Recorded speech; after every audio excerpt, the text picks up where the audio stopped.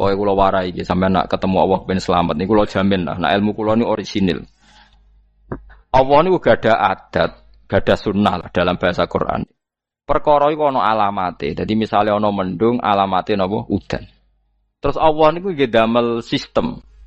Salih waladzi ja'ala syamsa diya awal qamara nura wa qaddarahu manazila li ta'lamu adadas sinina napa wal hisab. Sehingga di sistem itu kita tahu musim hujan itu misalnya musim ini. Kalau musim kemarau ini posisi bintang pas di sini. Sehingga wong Jawa sing goblok lah roh iki musim hujan iki musim kemarau. Kalau ahli hisab, ahli astronomi ngerti kalau matahari di sini berarti musim ini, kalau matahari di sini musim ini. Begitu juga musim panas, musim gugur macam-macam. Itu kita tahu, itu sunnahnya Allah dan itu yang bikin Allah, kita tahu. Tapi sekali ada hujan kok kamu bilang begini, wajar udan deres wong rendeng. Itu Allah tersinggung karena kamu nganggep udan itu jasane rendeng, ora jasane pangeran. Gak repot ngadepi pangeran. Ya memang begitu. Karena inginnya Allah manusia itu punya dua kecerdasan. Kecerdasan yang diciptakan nubuwah yaitu akidah dan kecerdasan yang diciptakan sains yaitu pengetahuan. Di kula terangno nggih cara mazhab Abu Hanifah banyu iku ora iso najis. Wes pokoke banyu iku nyucekno dadi ora iso napa? Najis. Tapi kalau dalam mazhab Syafi'i itu air yang tidak sampai 2 kolah. 2 kolah niku ukuran 1/4 itu sekira-kira 1 meter persegi. Berarti kiri kanan atas bawah niku napa? 1 meter niku pun 2 napa? Kula.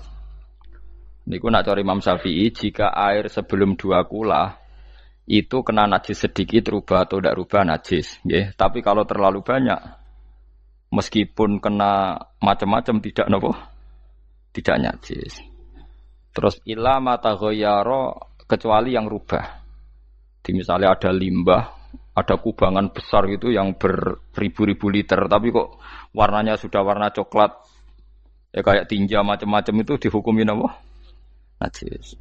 Tapi wis macam-macam malah mazhab dalam air. Tapi saya pastikan itu mazhab ulama. Saya pastikan itu mazhab ulama. Kalau teks hadisnya begini nih, monggo nak jenengan ape latihan ijtihad, kok menyesatkan ya ora apa-apa, sing penting ini latihan. Jadi di Madinah, ini hadis di Musnad Ahmad. Di Madinah itu ada sumur, bukan sungai loh. Saya ulang lagi sumur, bukan sungai. Kalau sungai itu konotasinya kan luas, panjang, mengalir. Ini sumur, bener-bener apa? Sumur. Sumur, ya gede sumur enggak sepiro. Nabi itu wudu di situ, terus diingatkan ya Rasulullah, itu sumur dulu zaman sebelum engkau datang, sebelum ada Islam di sini, dipakai pembuangan jifah. Batang anjing dan nyuwun sewu kotoran orang haid. Ya kotoran orang haid. Terus saat itu Nabi ngendikan alma tahurun la yunajjisuhu syai'un. Kata Nabi yang namanya air itu menyucikan. Tidak pernah bisa kena najisnya. Alma tahurun la yunajjisuhu syai'un. Terus Nabi wudu. Ya sudah begitu. Ya sudah begitu sampe rasa bojiro-jiro no. Alhamdulillah hadisnya ngono. Ya kan ya, paham kan ya? Nah. Mana nek sampean ditangkleti. Kulon sering ditanya sama orang-orang Jakarta, "Gus, saya ini punya air langganan PDAM. Itu dikelola dari sungai ini. Padahal sungai ini mulai tinja sampai sapi tank macam-macam ya ke situ semua, Gus. Terus enggak baunya karena kaporit. Itu gimana itu, Gus? Suci ndak itu? Terus saya tanya, "Lah kamu pakai ndak?" Ya sudah pakai, tapi tetap tanya hukumnya. Itu kan seperti yang di Jakarta itu kan misalnya yang diolah itu kan sungai macam-macam tuh, Gus. Lah itu yang limbah keluarga ya kalau untuk nyuci piring enggak apa-apa. Sapi teng macam-macam kan ke situ juga. Ya kan ya, cara kok istihad wi. Karena kalau menurut Syafi'i 2 kolah pun tidak ada pengaruhnya kalau terlalu banyak apa? Bahan yang apa? Najis, yang limbah itu yang najis. Ya jelas najis ya. Kalau teletong sapi kan ijek ono intikal madhab, rausul makul tohir. Kotoran hewan suci itu suci. Masih banyak madhab yang mengatakan bahwa kotoran barang suci itu suci, masih bisa intikal. Kalau kotoran manusia itu lebih kriminal, enggak ada madhabnya itu. Jadi kotorane wedhus iku ana ulama sing darani suci, tapi nek kotorane ruhin gak ono. Nah, itu kan repot. Makanya kata sebagian ahli hadis, sebaiknya hadis itu udah usah diijtihadi, pokoknya Nabi ngendikan begitu gitu. Ya sudah orang terus ya sudah begitu. Paham gitu terus seperti di sini misalnya yang di sini Gajah Wong itu kan atasannya sana mulai kali Code kan wong macam-macam. Mulai wong buang kotor air besar, air kecil kan lewat semua. Macam-macam. Makanya masalah air itu pokoknya sifatnya air itu ma'an tahura, sifatnya air itu mensucikan. Mensucikan itu dua dalam mazhab Syafi'i itu. Air dan tanah. Ya, air dan tanah. Terus sama Abu Hanifah ditambah satu. Ini kalau sampean coba tidak apa-apa, api. Makanya kalau ada boto, coroknya apa Mus? Boto ya. Boto bangunan apa? Boto. Itu kan kebanyakan kan kadang kan tipak buahan pletong itu kan ya. Terus dipakai boto. Dicampur-campur, diulet-ulet. Terus jadi apa? Boto. Cara mazhab Syafi'i tetap najis, dipakai masjid tidak bisa karena sebagian bahannya dari apa? Najis. Cara mazhab Hanafi suci karena sudah dibakar. Karena api itu termasuk alat mensucikan. Alasannya Imam Abu Hanifah, orang yang fasik-fasik itu nanti disucikan pakai api neraka. Berarti api itu bagian dari alat mensucikan. Jadi misalnya Ruhin mau sholat dibakar, sholat suci gitu. Karena api itu mensucikan. Buktinya orang-orang yang masuk neraka nanti sebelum masuk surga kalanya disucikan dengan api. Mana ada di neraka disucikan pakai air? Artinya kalau ada batu bata itu yang dipakai dari najis ya kemudian dibakar, itu berarti cara mazhab Hanafi suci. Alhamdulillah tuh. Jadi kita bikin masjid nyaman karena bahannya dianggap apa? Suci. Lewat apa? Lewat apa? Api tadi dia dibakar. Tapi yang ngeri ya. Nggih. Ben sampean ngerti mazhab gitu. Terus saya memang tak niati setiap saya ngaji entah 1 2 tak sisipkan hukum fikih karena fikih ini yang kita alami keseharian. Nggih, fikih ini yang kita alami napa? Keseharian. Makanya saya minta teks hadis tadi jangan rubah. Pokoknya ada sumur loh, tidak sungai. Sumur itu kan airnya tenang, tidak ngalir. Nyatanya Rasulullah sudah dilapuri. Ini batang-batang anjing dan bekas orang-orang haid, kotoran haid itu dibuang di situ ya Rasulullah. Terus Nabi menjawab, alma la yunajjis alma utahurun la yunajjisuhu syai'un. Terus orang-orang Syafi'iyah mentahmilkan dalam bahasa ijtihad itu dianggap itu mungkin sumurnya terlalu besar dan airnya terlalu apa? Banyak sehingga kotoran-kotoran itu tidak merubah warna.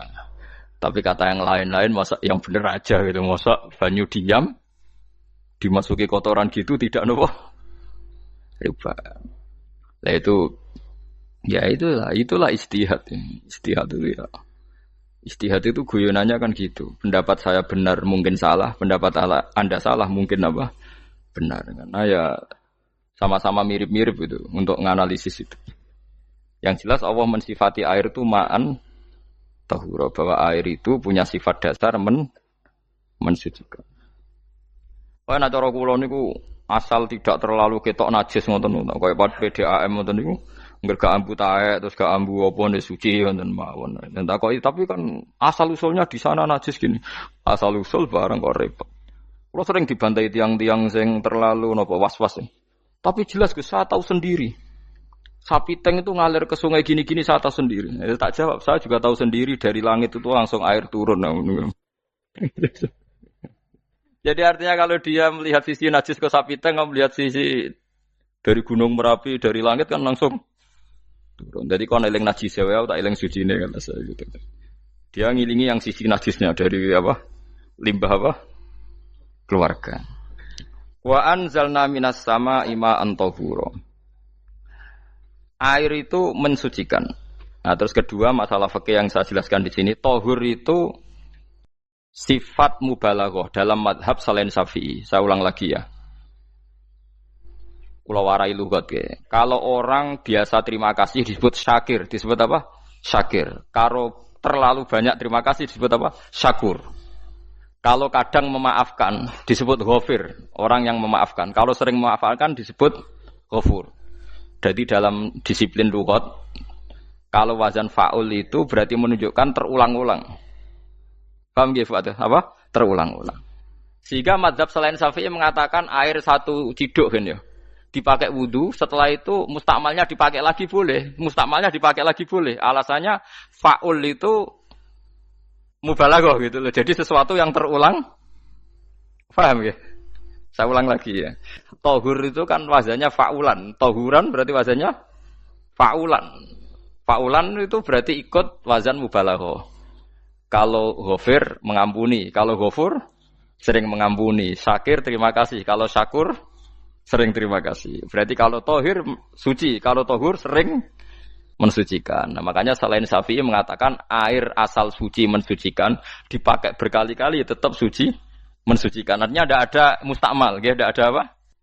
Tapi kalau dalam mazhab kita kan sekali bekas wudu mustakmal, bekas junub mustakmal karena sudah pernah dipakai sesuci. Nah itu mazhab kita. Mazhab Syafi'i. Sama nanut di soalnya kalau cerita sama nak kedesek nggih nganggo sing gampang mawon. Jadi gampang kan. Ya masuk akal karena memang wazan fa'ulan itu untuk tadi untuk litakrir tadi untuk mengulang kayak ghafir nyepuro ghafurun sering nyepuro. Paham ya? Makanya orang itu kalau zalim itu ya zalim, kalau zalum banget zalime. Makanya disebut Quran wa kanal insanu zaluman jahula. Zalim itu zalim biasa, zaluman banget zalime.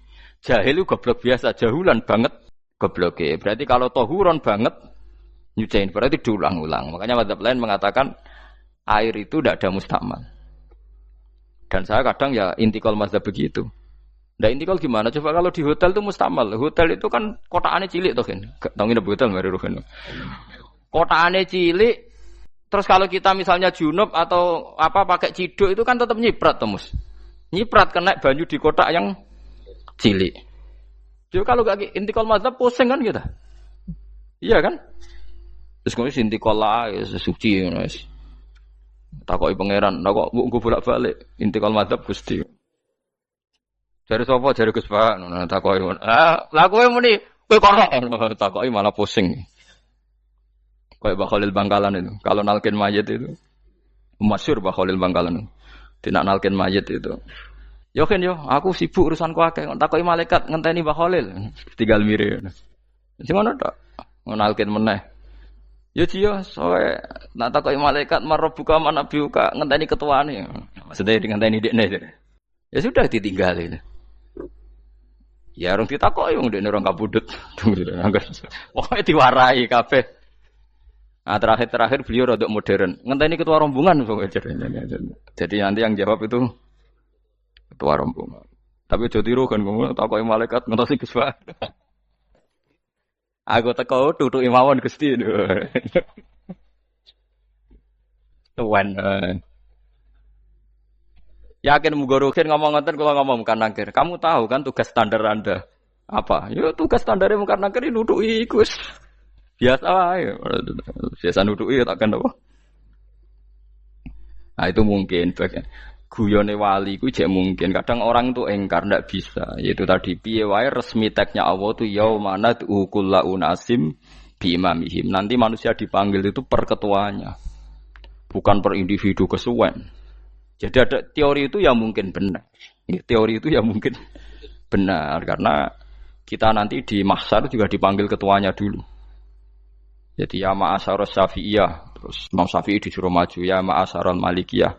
Karena ketua ini nanti yang menciptakan mazhab. Karena ada pepatah an-nasu ala dini mulukihim. Manusia itu ngikuti tradisi ketuanya. Mungkin coba orang Indonesia mbok bodoh, mbok ora, mbok pinter, mbok ora ngger Abu Bakar ya radhiyallahu anhu. Coba kalau tradisinya Syiah, mungkin Abu Bakar laknatullah alaihi kan gitu. Ya kita tidak tahu begitu.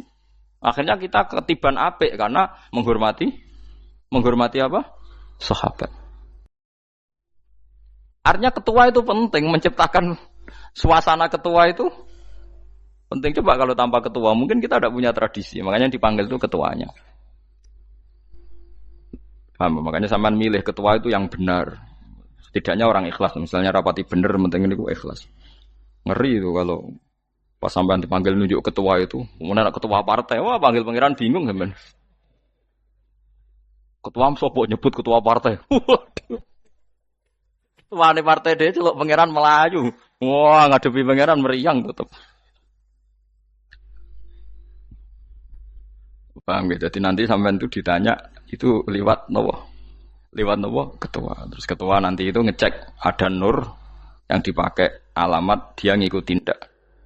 Nah, yang paling ngeri ya termasuk Rasulullah. Rasulullah itu nanti pakai standar itu. Inna umati yut'auna yaumal qiyamati hurran muhajjalin min atharil wudu. Itu kan ada tanya jawab sama sahabat. Kata Rasulullah, kamu tidak usah khawatir kalau saya meninggal. Meninggal saya itu baik. Hayati khairun lakum wa mamati khairun lakum. Saya hidup di antara kalian ya baik, setelah saya meninggal juga baik. Ya Nabi ya unik. Amma hayati fali asunna lakum as-sunan. Kalau saya masih hidup, berarti saya bisa meneladani kamu melakukan beberapa sunnah, beberapa tradisi. Sunnah itu tradisi. Jadi orang kudu artinya sunnah itu wajib atau sunat. Buktinya di Quran ada sunnatallahil latif sunnatullah fil ladzina khalau min qabl. Jadi sunnahnya, tradisinya Allah menghukumi orang-orang dulu. Itu bisa orang benar, bisa orang tidak apa? Benar. Kata Nabi, kalau saya masih hidup, fali asunna lakum asunan, saya bisa mentradisikan kamu beberapa sunnah, bisa wajib, bisa sunnah. Wa amma wafati ya khairun lakum. Kalau saya sudah meninggal nanti juga bagus. Mergo aku nak SK pundhut jare Nabi, aku jejer pangeran. Dadi nak roh kowe apik, saya muji Allah, nak roh kowe elek, langsung saya minta ampunan kepada Allah. Dan semua umatku nanti diampuni. Terus Nabi mulai menangis. Tapi ada beberapa masalah. Ketika orang-orang itu ternyata umatku, mau saya ajak ke surga, kata Tuhan, kata Allah, innahum qad ahdatsu ba'dak. Mereka ini bikin aturan aneh-aneh setelah kamu Muhammad. Terus Pak aku suhkon ya sudah kalau gitu tak tinggal ke surga, tidak ikut masuk surga. Nah kemudian ulama berdebat ahdatsu itu apa? So, ada yang itu bid'ah gitu. Macam-macam. Kalau ulama sunni ahdatsu itu ya bid'ah ibadah mahdhah. Jadi misalnya orang melakukan sholat zuhur kok 6 rakaat itu kan wong nganggur papat kesel kok malah muni 6 itu. Utawa zuhur kok mau 3 rakaat itu kan wis ya itu bid'ah. Karena ibadah mahdhah. Tapi kalau masalah sosial itu fleksibel. Fleksibelnya adalah misalnya dulu Nabi naik unta, orang yang anti bid'ah juga naik Innova. Padahal dulu naik unta. Orang-orang yang poligami itu ya tidak nunggu istri pertama mati. Padahal dulu Nabi poligami setelah Sayyidah Khadijah meninggal. Ya mereka baik-baik saja. Alasannya poligami sunnah Rasul. Padahal nak detailnya sunnah Rasul poligami setelah istri pertama meninggal. Jadi kayak Rukin itu belum boleh. Istrinya kan masih hidup 2 dia. Tapi sudah. Nah, bukan artinya kalau sampean memaksakan gitu. Sampean kalau enggak percaya saya bacakan ayat. Wal khailah wal bihola wal hamira litarkabuha wazina. Kamu bisa naik kuda, naik unta, naik himar. Setelah kamu naik dan kamu tenang di atas punggungnya, litastawu ala zuhuri tsumma tazkuru ni'mata rabbikum idza stawaitum 'alaihi wa taqulu subhanalladzi sakhkhara lana hadza ma kunna lahu mukrin. Artinya ketika kita naik unta zaman dulu dan tagnya memang unta, itu terus kamu baca subhanalladzi sakhkhara lana hadza. Apakah sekarang kesunatan baca itu kalau yang ditumpai unta, sehingga kalau yang naik Innova tidak usah baca itu gitu. Wah, aku numpakku ora unta kok, dadi ora usah maca subhanalladzi apa? Sakhkhara lana. Dhisik Nabi maca iku mergo numpake unta. Ya ngajak goblok bareng to, mosok umat tepuk kanthi begitu itu. Makanya sensitif, bakas bid'ah ndak itu sensitif, tidak usah dibahas, biasa saja. Nek senara cocok ya diem aja. Sudah senara cocok kalau sampai ngelakoni tapi tidak usah komentar karena jelimet. Saya pernah ditelepon orang, dimaki-maki. Orang Sidoarjo. Padahal wong Jawa Timur, ya aneh. Kan ada orang matur Rasulullah namanya Abdullah bin Amr. Ya Rasulullah saya ini kuat puasa terus. Kata Nabi jangan puasa 1 bulan 3 hari saja itu sama dengan 1 bulan penuh karena satu puasa sama dengan 10.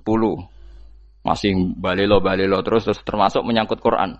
Ya Rasulullah, saya ini tiap hari khatam Quran, jangan 1 bulan sekali aja baru khatam. Enggak ya Rasulullah, saya ini ingin sering khataman. Ya sudah kalau gitu seminggu sekali sab'al layal. Saya lebih kuat ya Rasulullah, 3 hari. 3 hari saja khatam sekali. Iqra'hu fi salasin kata Nabi. Ya Rasulullah, saya lebih kuat ketimbang itu. Tidak ada yang lebih baik ketimbang itu kata Nabi. Kemudian orang itu anti semaan karena semaan itu kan 1 hari khatam. Paham ya? Maksudnya hadis tadi yang di Bukhari dipakai dalil anti apa? Semaan karena semaan itu 1 hari apa? Khatam. Lewat telepon pertama lewat santri saya, terus lama-lama lewat telepon. Saya tanya, kamu bacanya hadis kira-kira sama saya banyak mana? Kayaknya banyak jenengan. Terus saya tanya, betul Nabi menyuruh khatam tiap 3 hari? Ya. Betul Nabi nyuruh khatam tiap 1 bulan? Ya. Ya sudah lakukan saja. Anda sering enggak khataman tiap 3 hari? Tidak pernah, setahun aja tidak mesti. Lah iya kalau Nabi melarang baca Quran tiap hari kamu setuju, tapi Nabi nyuruh tiap hari khatam kamu tidak setuju. Enggak apa-apa, kamu anti semaan enggak apa-apa, tapi lakukan perintah Nabi tiap 3 hari khatam. Menang deh. Lah itu maksud saya. Anda tidak apa-apa milah-milah bid'ah sesuai versi Anda, pemahaman Anda, tapi yang fair. Kalau Anda anti semaan ya harus tiap 3 hari khatam karena dawuh Nabi iqra'hu fi kulli salasin. Enggak juga kan, mereka juga orang yang enggak jarang baca. Jarang baca apa?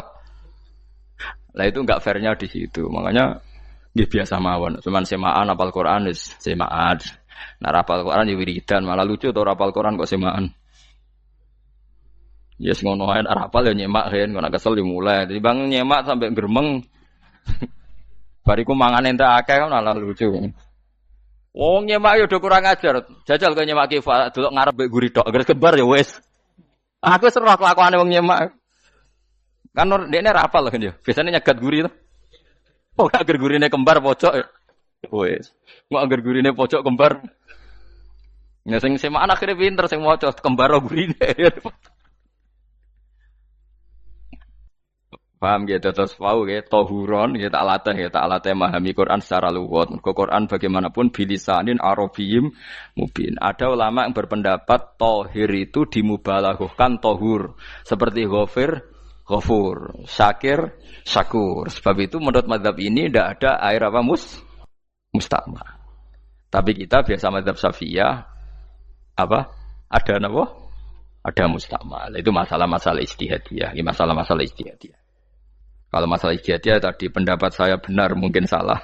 Pendapat Anda salah, tapi ya mungkin benar itu. Wa anzalna minas sama ima antahura. Mutahhiron tegese banyu iku sing nyucekno. Linuhya supaya maringi urip ingsun. Bihi sebab anane banyu baldatan ing daerah maitan kang mati.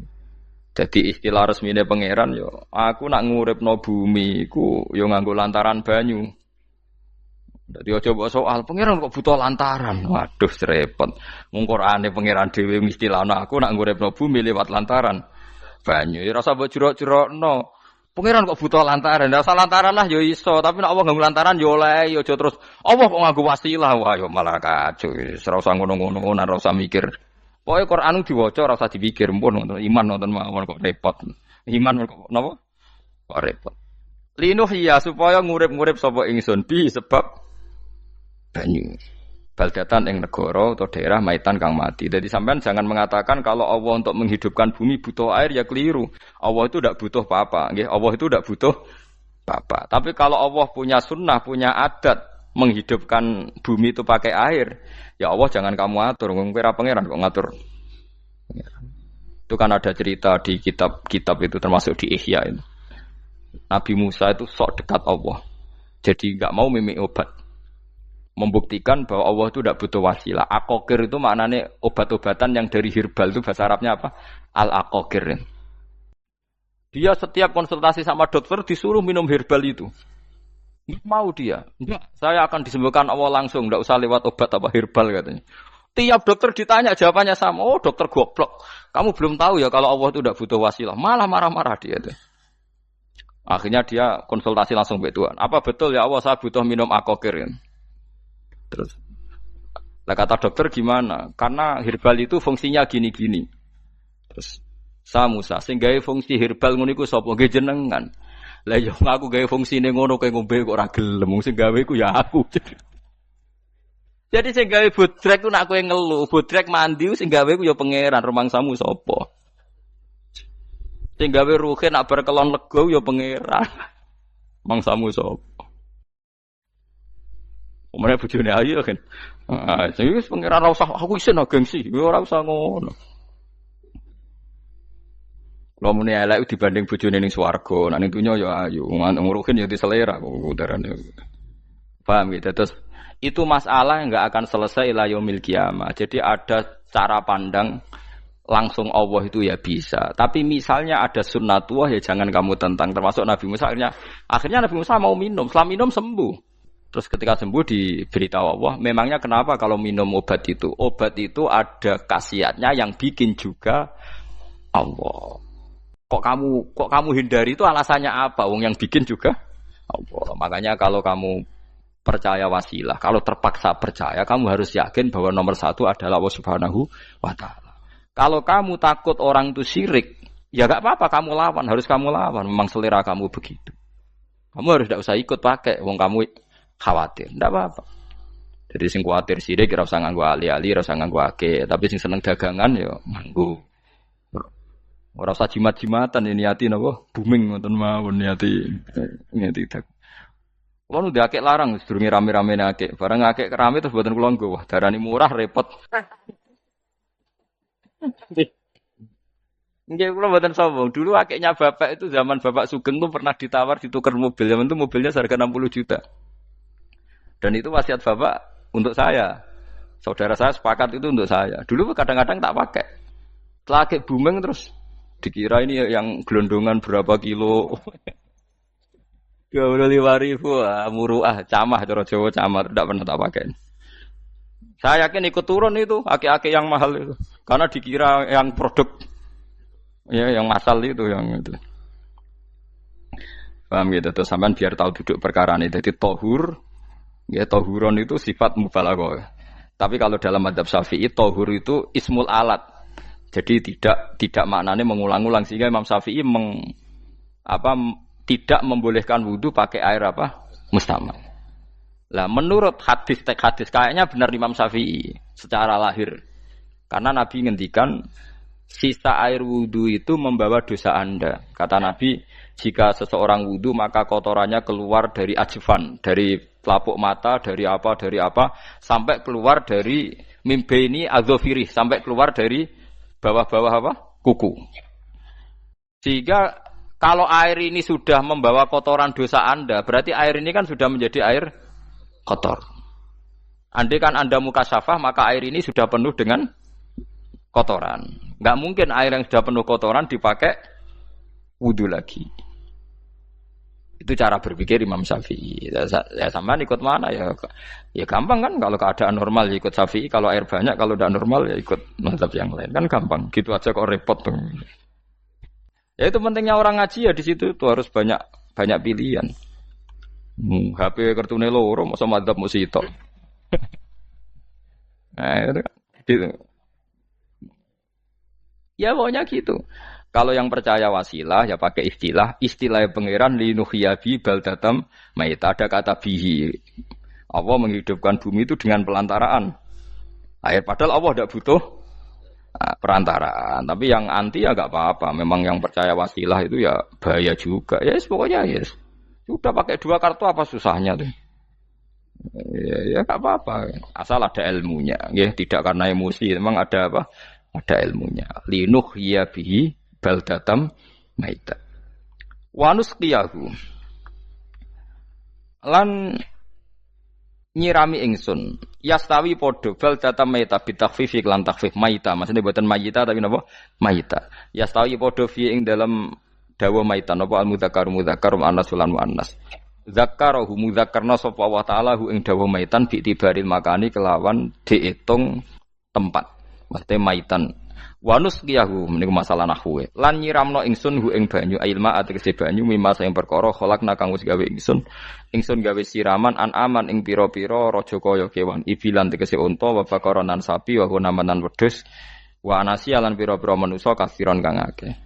Iki unike Quran, kadang kewan mbek manusa iku dibakas dhisik kewane. Engko nek ndelok dosa mbek ora ya apik kewan.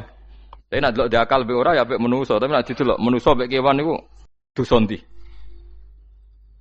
Dosa manusa. Mulane nek salat istisqa iku kesunatane gawa kewan. Lho nggih tenan mboten guyon, sampean delok kabeh kitab fikih, nek salat istisqa kesunatane iku wong kon gawa apa? Kewan. Tapi aja kethek lho ya.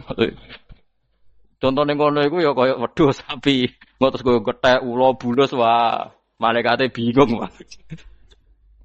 Ajete kewan tapi aja bulus kethek ula. Mulane teng daerah mriku, teng daerah Sarang nate kekeringan. Bareng kekeringan tiang salat istisqa ono sing go sapi, go wedhus, delalah bar salat istisqa iku udan. Tapi kula seneng mbek kiai ini, pas udan kiai ini ngendikan itu. Kowe aja GR nak udane krana kuwi ya krana sapi mek wedhus iki. Mergo ora duwe dosa, mergo ora duwe dosa. Lah ya itu agama. Agama itu kita ta'abudi. Wong kita jare makhluk paling terhormat. Tapi nyatane nak istisqa butuh bantuan kewan. Itu kesunatan istisqa ngoten to. Tem mriki ngoten mboten. Do nuntun wedhus to. Napa? Mboten sing tek teng kitab-kitab Pak Sami to. Kan go kewan kan? Ya, tapi ya soal kewan mau iso mbayakno. Wah, lah nek wong pasar ngasem mbok gawa mulai ular kobra macam-macam ya, malah repot. Ndak ini menunjukkan nggih, karena manusia iku akeh dosane. Mulane jemben teng ora-ora mahsyar iku manusa ora kepengin apa kewan ora kepengin dadi manusa, tapi manusa kepengin dadi kewan. Makanya nanti ketika ngadepi hisab gak kuat wa yaqulul kafiru ya laitani kuntu napa turaba. Maksudnya kuntu turaba ya Allah saya jadikan kewan sing di akhir segalanya didhawuhi Allah kuni turaban. Kamu sekarang cukup jadi turab. Intine manusa sampeyan teng ora-ora masaru bayangno kaya kewan sing akhir hayate muk didadekno napa lemah. Nah, kadang-kadang manusa itu dalam siklus ini apik kewan malah didhisikno mimma khalaqna napa an-aman riyen ya. Kalau dilihat dari dosa ndaknya, kalau dilihat dari manusia makhluk terhormat macam-macam ya apik manusa. Wa anasiya lan pira-pira manusa kasiron kang akeh. Jamu insan ente lafat anasi jamu lafat insan. Wa suhute asline lafat insan iku anasinu. Fa udilat moko digendi apa anunun digendi ya aning ya. Wa timat lan dene sopno fiha ing dalem ya apa enggang dalem ya apa al ya ya. Maksudnya ya sing sangka nun diidghamno be ya asli. Au jamu insin di jamu lafat insin. Walaqad tasarrafna lan teman-teman molak-malik ingsun to mutar-muter ingsun. Hu ing ma'il ma'atik se banyu bainahum antarane wong akeh liat zakaru supaya gelem eling sapa ngakeh. Asluhu ya tadzakaru. Niki kok usum nahwu le utimat ya gamna apa ata uta fi dzalik ing dalam dal wa fi qiraatin liat kuru bi sukuni dzal wa dhammil kaf. Liat kuru nikmat Allah ing nikmate Allah taala bihi klan ma fa aba mongko moh sapa aksarun nasi sapa akeh manusa. Moh ila kufuron kecuali mungkiri ning nikmat juhudan tegese mungkiri ning nikmat ngingkari ning nikmati maring nikmat haitsu qalu sekirane ngucap sapa ngakeh mutirna bina ikada mutirna den kei udan kita bina ikada sebab posisi perbintangan iki supaya kula warai iki sampeyan nak ketemu Allah ben selamat niku kula jamin lah nak ilmu kula ni orisinil Allah niku gada adat gada sunnah lah dalam bahasa Quran ini. Perkara iku ana alamate. Dadi misale ana mendung, alamate napa? Udan. Terus Allah niku nggih damel sistem. Misale huwallazi ja'ala syamsa diya awal qamara nura wa qaddarahu manazila li ta'lamu adadas sinina napa wal hisab. Sehingga di sistem itu kita tahu musim hujan itu misalnya musim ini. Kalau musim kemarau ini, posisi bintang pas di sini. Sehingga wong Jawa sing goblok lah roh iki musim hujan, iki musim kemarau. Kalau ahli hisab, ahli astronomi ngerti kalau matahari di sini berarti musim ini, kalau matahari di sini musim ini. Begitu juga musim panas, musim gugur macam-macam. Itu kita tahu, itu sunahnya Allah dan itu yang bikin Allah, kita tahu. Tapi sekali ada hujan kok kamu bilang begini, wajar udan deres wong rendeng. Itu Allah tersinggung karena kamu nganggep udan itu jasane rendeng, ora jasane pangeran. Gak repot to ngadepi pangeran. Ya memang begitu. Karena inginnya Allah manusia itu punya dua kecerdasan.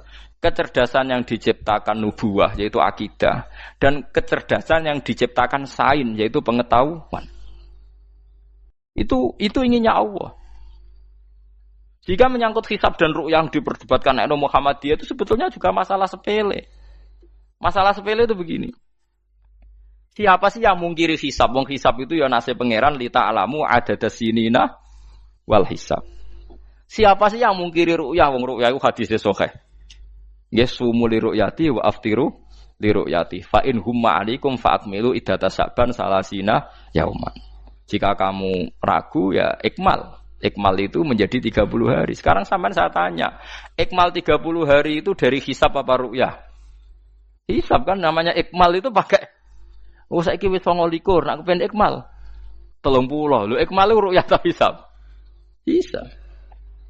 Jadi apa susahnya sih pakai dua ilmu itu? Tapi sekarang jadi politik identitas. Pokoknya kalau ru'yah itu NU, kalau hisab itu Muhammadiyah. Terus dijak goblok bareng kan gitu ya. Mulane susah jadi ulama itu. Mergo dijak goblok nih. Ya sama seperti kunut ndak kunut. Saya Muhammadiyah itu lahir tahun 1912, NU 1926.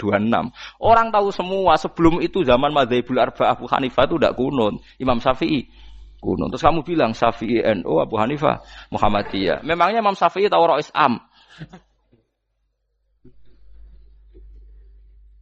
Jadi kita yang ulama itu biasa saja karena melihat Imam Syafi'i itu kunut, Abu Hanifah tidak kunut. Tahu-tahu sekarang jadi politik identitas kalau kunut itu NU, tidak kunut Muhammadiyah. Memangnya Imam Syafi'i tahu dadi Rois Am ning PBNU sing liwat ahwa kan mboten ate. Jadi kalau ulama itu lebih sederhana cara berpikir. Ya sudah, hisab itu ya ilmunya Allah, ruya ya ilmunya Allah. Jadi misalnya dagang dihitung, kalau dihitung itu rasional berarti sain. Kalau tidak dihitung kok berarti jenenge kejutan ya enggak, kita pernah ngalami kita pernah ngalami dua-duanya kan. Dihitung ya pernah laba, kejutan ya pernah. Musim sulit dagang rugi ya biasa, kecengklok rugi kebodhon biasa, lama pernah anggap aja kalau rutin namanya sain sesuai hitungan pengetahuan. Kalau model ngono kejutannya selesai kan. Kok dibenturkan? Kejutan sama rutin itu absolut mana? Akurat mana? Ya ngajak goblok bareng. Paham ki biasa mawon wong sing seneng ilmu tuh ben biasa roh iku roh dojo ben. Ya ben biasa. Nah sekarang itu usum, anti ilmu itu usum. Yang usum sekarang itu politik nopo identitas. Kalau batik wong Yogyo, wah batik nasional berarti wong batik wong Indonesia, anak batik ra wong Indonesia. Jadi batik nopo pakaian nopo nasional. Ya wong golek hadis nganti ngelu kesunatan ibadah nggo klambi putih. Ora ono kesunatan ibadah nggo klambi nopo? Batik. Tapi nak kowe wong alim ben diarani klambi putih gak wajib, kudu kadang-kadang nganggo batik, nggo nunjukno nak nganggo putih iku. Saya itu seingat saya belum pernah ngaji gak pakai baju putih. Karena pikiranku sudah sering ditanya, Gus kowe wong alim ora tau joban. Nak joban koyo wong Arab. Nak batik kesane kok ora sunah Rasul seneng putih, setengah-tengah nganggo hem putih wis sunah Rasul tapi tetep Indonesia. Wis tak pikir wonten. Lah kan ora mikir nganggo batik. Tapi itu tadi, saya masih husnudzon. Jika jadi tren, nganggo klambi hem putih dianggap wajib, harus ada yang pakai batik untuk menunjukkan kalau ndak wajib. Lah mungkin dia termasuk begitu melok. Makome dekne iku wis nglurusno. Enggak tahu saya kalau. Oh itu berarti sudah tinggi, kelasnya sudah tinggi. Jadi menurut saya tengah-tengah ya pakai hem putih kalau sholat. Tengah-tengahnya adalah nak jubah terlalu Arab. Nak batik be Nabi ngendikan kesunatane ibadah itu pakai putih. Nganggo mori kok mati ya sudah hem, sudah tengah-tengah. Menurut saya, sama ndak harus ikut saya. Tapi jika itu dianggap wajib, kadang-kadang jangan pakai putih. Seperti Jabir bin Abdullah itu terang-terangan, sama tak ceritani. Dulu ketika Jabir bin Abdullah sahabat yang terkenal itu Jabir itu termasuk minas sabiqin al-awwalin itu. Jabir itu sholat di masjid itu bajunya dicopot. Terus sarongan itu dicancang di gulu. Kayak wong kuno-kuno. Sarongan sitok dicancang di gulu. Bawa baju diletakkan di sokor-sokor masjid. Setelah itu orang tabi'in melihat dia secara sinis. Tabi'in itu generasi setelah sahabat. Marah-marah ketika dimaki, masa engkau sahabatnya Nabi sholat bisa bin Wahid pakai baju satu dicancang bisa. Jabir mulai cerita. Kamu jangan bilang pakai serban itu sunat, kamu jangan bilang pakai jubah sunat. Bagaimanapun menjadi sunat karena kamu punya. Sehingga kamu bilang sunat karena kamu punya. Dulu kita zaman Rasulullah masih hidup, kita semua itu tidak punya baju, punyanya satu. Hingga Nabi tidak berani mensunatkan pakai baju dua, kesunatan serban, karena kita hanya punya pakai baju satu. Kita harus mikir bagaimanapun di antara kesunatan itu karena kita mampu. Setelah tidak mampu, tidak ada sunat. Terus Jabir mulai marah-marah, termasuk yang diceritakan. Kalau kamu bungkus orang mati gimana? Ya tak bungkus utuh sampai sikil bedasi raketok. Ya kan ya, nah ini yang mati dibungkus sempurna tuh. Nanti kok pepes itu ya dibungkus. Terus bariku lagi dibuka raine ya. Ya mus. Sing mudin-mudin rai ya. Terus Jabir cerita. Cara kowe wajib ta ora jare Jabir? Nggih wajib. Ya wajib mergo iso. Terus dia cerita, dulu Sayyid Hamzah, dulu bapak saya Abdullah Jabir bin Abdullah. Itu saking enggak adanya baju. Itu nak ditutup sirahe mbek sarong, mboten kafan. Iku ketok sikile. Nak ditutup sikile ketok sirah. Akhirnya do matur Kanjeng Nabi kon nutupi sirah waj'al ala rijlihi sayan min izkhirin. Akhirnya sing sikile ditutup suket. Saking gak anane baju. Kowe saiki Islam wis jaya kecangkeman sithik-sithik muni sunat wis dimaki-maki mbek Jabir. Wis meneng ngejar. Terus terakhir ngendikan ngene. Aku nglakoni iki liyaronil ahmak misluk. Pancen tak jarak aku salat ngene iki bento-bento kowe ben roh. Nak dhisik jarak Islam ngene iki. Liyaroni al-ahmak misluk. Ahmak itu bento sing level tinggi, medium. Itu ulama betul, ya begitu. Saiki wong Islam jog tuku kurma gampang, sithik-sithik buka kurma, sunah Rasul mergo nganggo kurma. Ya perkarane ke kelar tuku, zaman kene Gunung Kidul melarat nganggo apa? Aneh-aneh iku. Makanya di fikih jelas, nek iso kurma, nek iso asal manis, nek iso asal gak nyolong titik wis. Kok cek repote hukum. Bagaimanapun kue kecangkeman muni sunan mergo mampu. Zaman kira mampu orang muni ngono padahal hukum itu dhisik-dhisik. Hukum itu baru apa sudah kemarin-kemarin? Wis meneng ae. Kula ge sering, ngger kula kan kiai, ngger poso sering sowan kathah. Kadang sing sowan luwih mlete timbang kula. Gus kurma Gus, nggo apa? Nggih sunah Gus. Ah sunah mbahmu pangan kowe. Oh kiai mbok warai ra sopan to. Aku nak buka aku tegan namanya. Aneh-aneh ya namanya. Namun ini sunah dia ora usah kecangkeman. Lagi buka kurma pirang tahun, lebih kali tahun Gus. Umur piro? 40 Gus. 38 tahun gak anggo sunah lagi 2 tahun gegere gak karuan.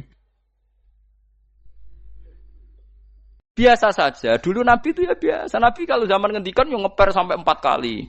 Kalau gak mampu ini, kalau gak mampu ini. Nabi kalau ngendikan ya gitu sampai diulang-ulang. Karena Nabi tahu tidak semua umatnya gampang mendapatkan itu. Misalnya kafaroh puasa 2 bulan nuntut, kalau tidak bisa ngasih makan orang miskin sekian, kalau tidak bisa gini sampai habis.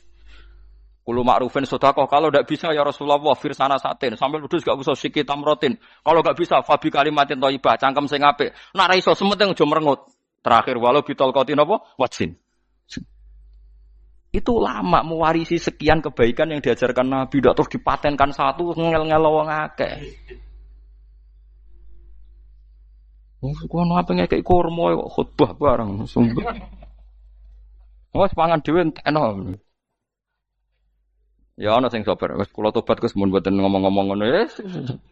Ya biasa saja kalau ingin sunah-sunah biasa saja. Dawe Nabi wal qasda tabluhu. Kamu itu yang biasa saja. Biasa itu ya standar saja. Ya biasa. Jadi Nabi dulu kalau melakukan sunnah itu biasa. Sunnatun sanaha Rasulullah sallallahu alaihi wasallam. Ini sunnah yang dilakukan Nabi. Tapi di luar yang azimah. Azimah itu yang wajib atau fardhu ain itu sahabat biasa. Karena bagaimanapun kita bisa begini karena mampu. Seperti Jabir tadi. Orang bisa sholat pakai serban, pakai jubah karena mampu. Zaman Nabi awal Islam. Sama lihat Bilal. Ada nak belodor gitu tuh. Sama lihat film Umar atau film-film Bilal. Itu memang nyata dulu itu la yajidu ahaduna illa thawban wahidan. Ndak ada yang kecuali punya baju apa? Sama dulu film-film, mulai versi seneng kitab sampai versi film itu sama. Bilal nak adzan ya blodor, ora adzan jeblodor gak sopan. Oh memang ya duwene klambi mok sitok iku. Adlok ceritane Sa'labah, bar salat salam langsung melayu. Berkali-kali yang bersalam melayu. Jebule apa genta kae? Ya Sa'labah bersolat ora witir melayu kenapa? Saya takoki ya Rasulullah, takoki Nabi. Sa'labah kata sahabat-sahabat kowe nak salat bar mulai langsung melayu. Ya Rasulullah, kami kula namung setunggal, istri saya di rumah aja utuh. Iku saking enggak adanya baju.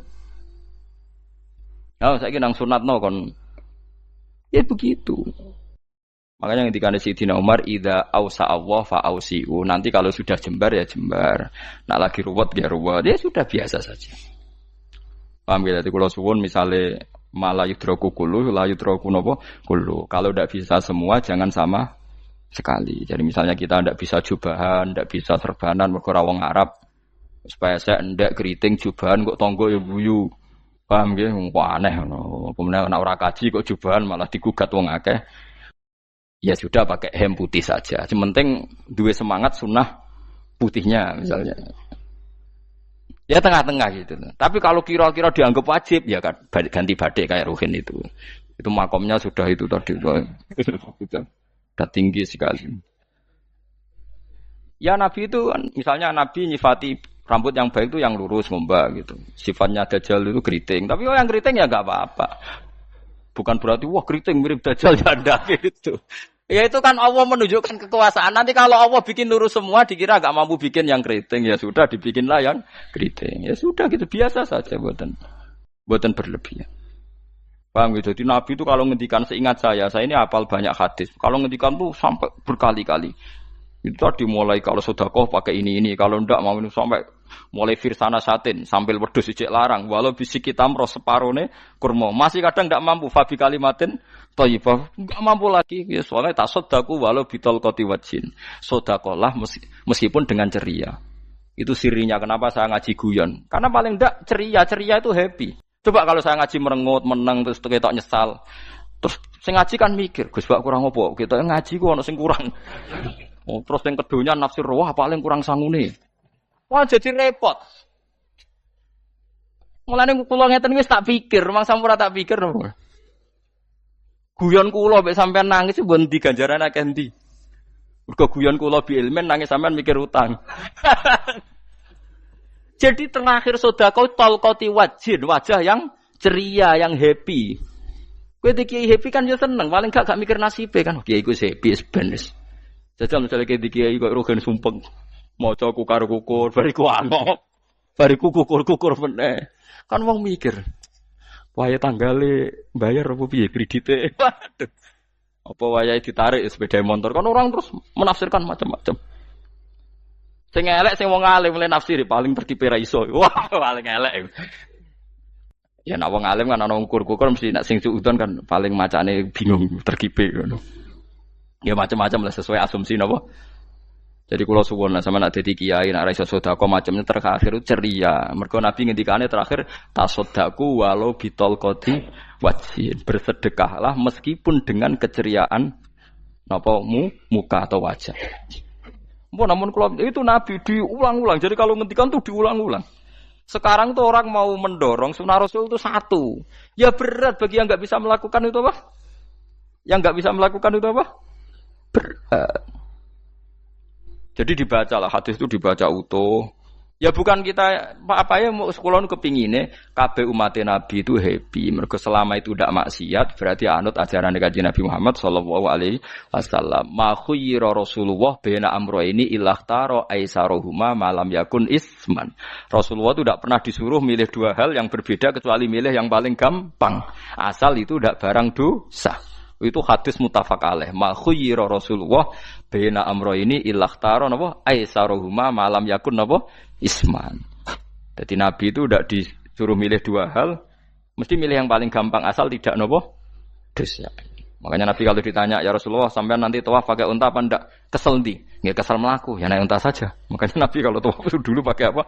Unta. Terus saiki mulane Arab Saudi PG MRT mergo dhisik Nabi unta terus saiki nganggo apa? Kereta lingkar. Sekarang baru diperdebatkan. Cek kurang ajar itu sebenarnya no tamu spesial, misalnya pejabat negara sebenarnya atau tawaf numpak kereta muter. Diarani rasa dhisik Nabi numpak unta, diarani sah cek kurang ajar ning dhuwur. Terus sampai angop-angop terus tawaf. Sampeyan muni sah ta ora ya, jujur. Muni rasa Nabi dhisik tawaf. Ngagem to muni sah kok kurang ajare. Wah, ya misale numpak kereta asenan mbek anggap sithik-sithik sebeng 7. Kurang ajar juga. Saat ini lebih diperdebatkan, tapi ya mbok sing bakas ngono ben ngerti hukum sampean ben ora anak kiai ku bingung ulama yo mikir hukum iku ketok ceria kula sampean ora bingung ora ceria fa aba mongko sapa aksarun nasi sapa akeh manusa mo ila kufuron kecuali ngafirin emate Allah juhud tegese ingkar nikmati maring nikmat haitsu qalu sekirane ngucap sapa kufar mutir nabi nawi kada mutir nadien kaeringi udan kita binawi kada sebab posisi bintang sing ngene iki. Walau syi'na la ba'atsna fi kulli qaryatin nadhira. Walau syi'na umpama ngersakno ingsun Allah la ba'atsna yektine nugasno ingsun utawa ngutus ingsun fi kulli qaryatin. Ing dalam saben-saben daerah desa nadhiron ing wong sing ngelingno. Umpama Allah ngersakno kabeh desa ya nabi, tapi kok kakek nabi malah repot kan. Yukhawifu kang ngekeki peringatan sapa nabi ahlaha ing penduduk Qaryah. Walakin ba'asnaka tetapi ini ngutus ingsun ka ing sira Muhammad ila ahlil qura maring kabeh penduduk kuliah sekobane ahlil qura nadhiran khalidati nadhir khalidati nabi liya'zuma supaya gedhe apa ajruka ganjaran sira. Tapi kabeh nabi niku nggih pokoke Allah mampu mawon tiap desa dikai nabi, tapi Allah ndak melakukan itu, cukup nabi sitok terus kabeh iki anut Nabi Muhammad sallallahu alaihi wasallam. Mulane ana guyonan wong Arab wong Jawa apik endi? Apik wong Jawa aja. Wong Arab iku cara obat iku dosis tinggi, mulane dikirimi Nabi. Wong Jawa cukup mudin, cukup kiai wis Islam. Dadi rapati salah lah. Penyakitnya ringan, jadi diobati kiai iku wis dadi iman. Nah wong Arab kudu napa? Nabi. Berarti penyakit berat mbek ringan apik endi? Apik ringan, mulane jare kiai Jawa, kita apik wong Jawa kus mbek wong Arab. Mergo ora butuh napa? Nabi. Berarti dosisnya kan kecil ya, rendah. Sauni-unimu. Wong bingung, ngono kok omongane wong napa? Bingung. Lha opo nganalisis ngono barang. Ya wong nganggur iku repot. Pala tutik mongko aja nurut sira al kafirin ing pira-pira wong kafir fi hawahum ing dalam hawa nafsune kafirin. Jadi kalau aja anut wong kafir ning menyangkut hawa nafsu. Tapi nak menyangkut kebaikan wong kafir sing kita kadang kalah baik dalam hal sosial. Ya malah Allah kadang melehno kita mergo kok kalah mbek wong kafir. Nggih misale ngeten iki makanya Imam Suyuti nafsiri fala tutil kafirin ai fi hawahum. Dalam hal yang bersifat hawa napa? Nafsu. Misalnya begini saya contohkan Allah melehno wong mukmin. Ada sahabat ketika perang itu tangannya terputus, kakinya juga terputus. Terus matur Rasulullah, ya Rasulullah gara-gara perang derekno engkau saya tangannya putus, kaki saya putus. Ternyata tidak diapresiasi sama Allah, malah disalahkan. Gini kok Allah terus nurono ayat iyam saskum korhun faqad mastal qoma korhum misluh.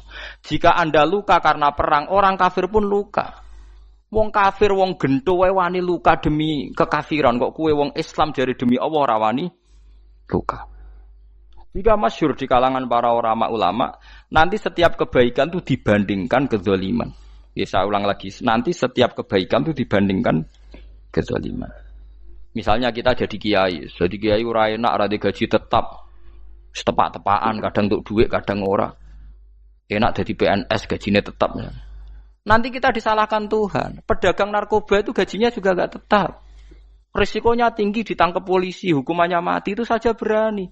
Kowe nyai trimo ngono ra wani.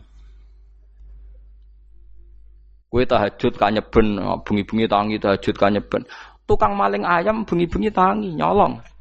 Risikonya tinggi ya anyep wani. Jadi nanti kowe di depan Tuhan dimaki-maki, kesalehan kita akan dibandingkan kezaliman. Lan ana wong saleh diutangi dhuwit ora oleh medhit. Sebenarnya dibandingno maling mbek maling utang-utangan wong saleh ora utang-utangan. Ya emang begitu.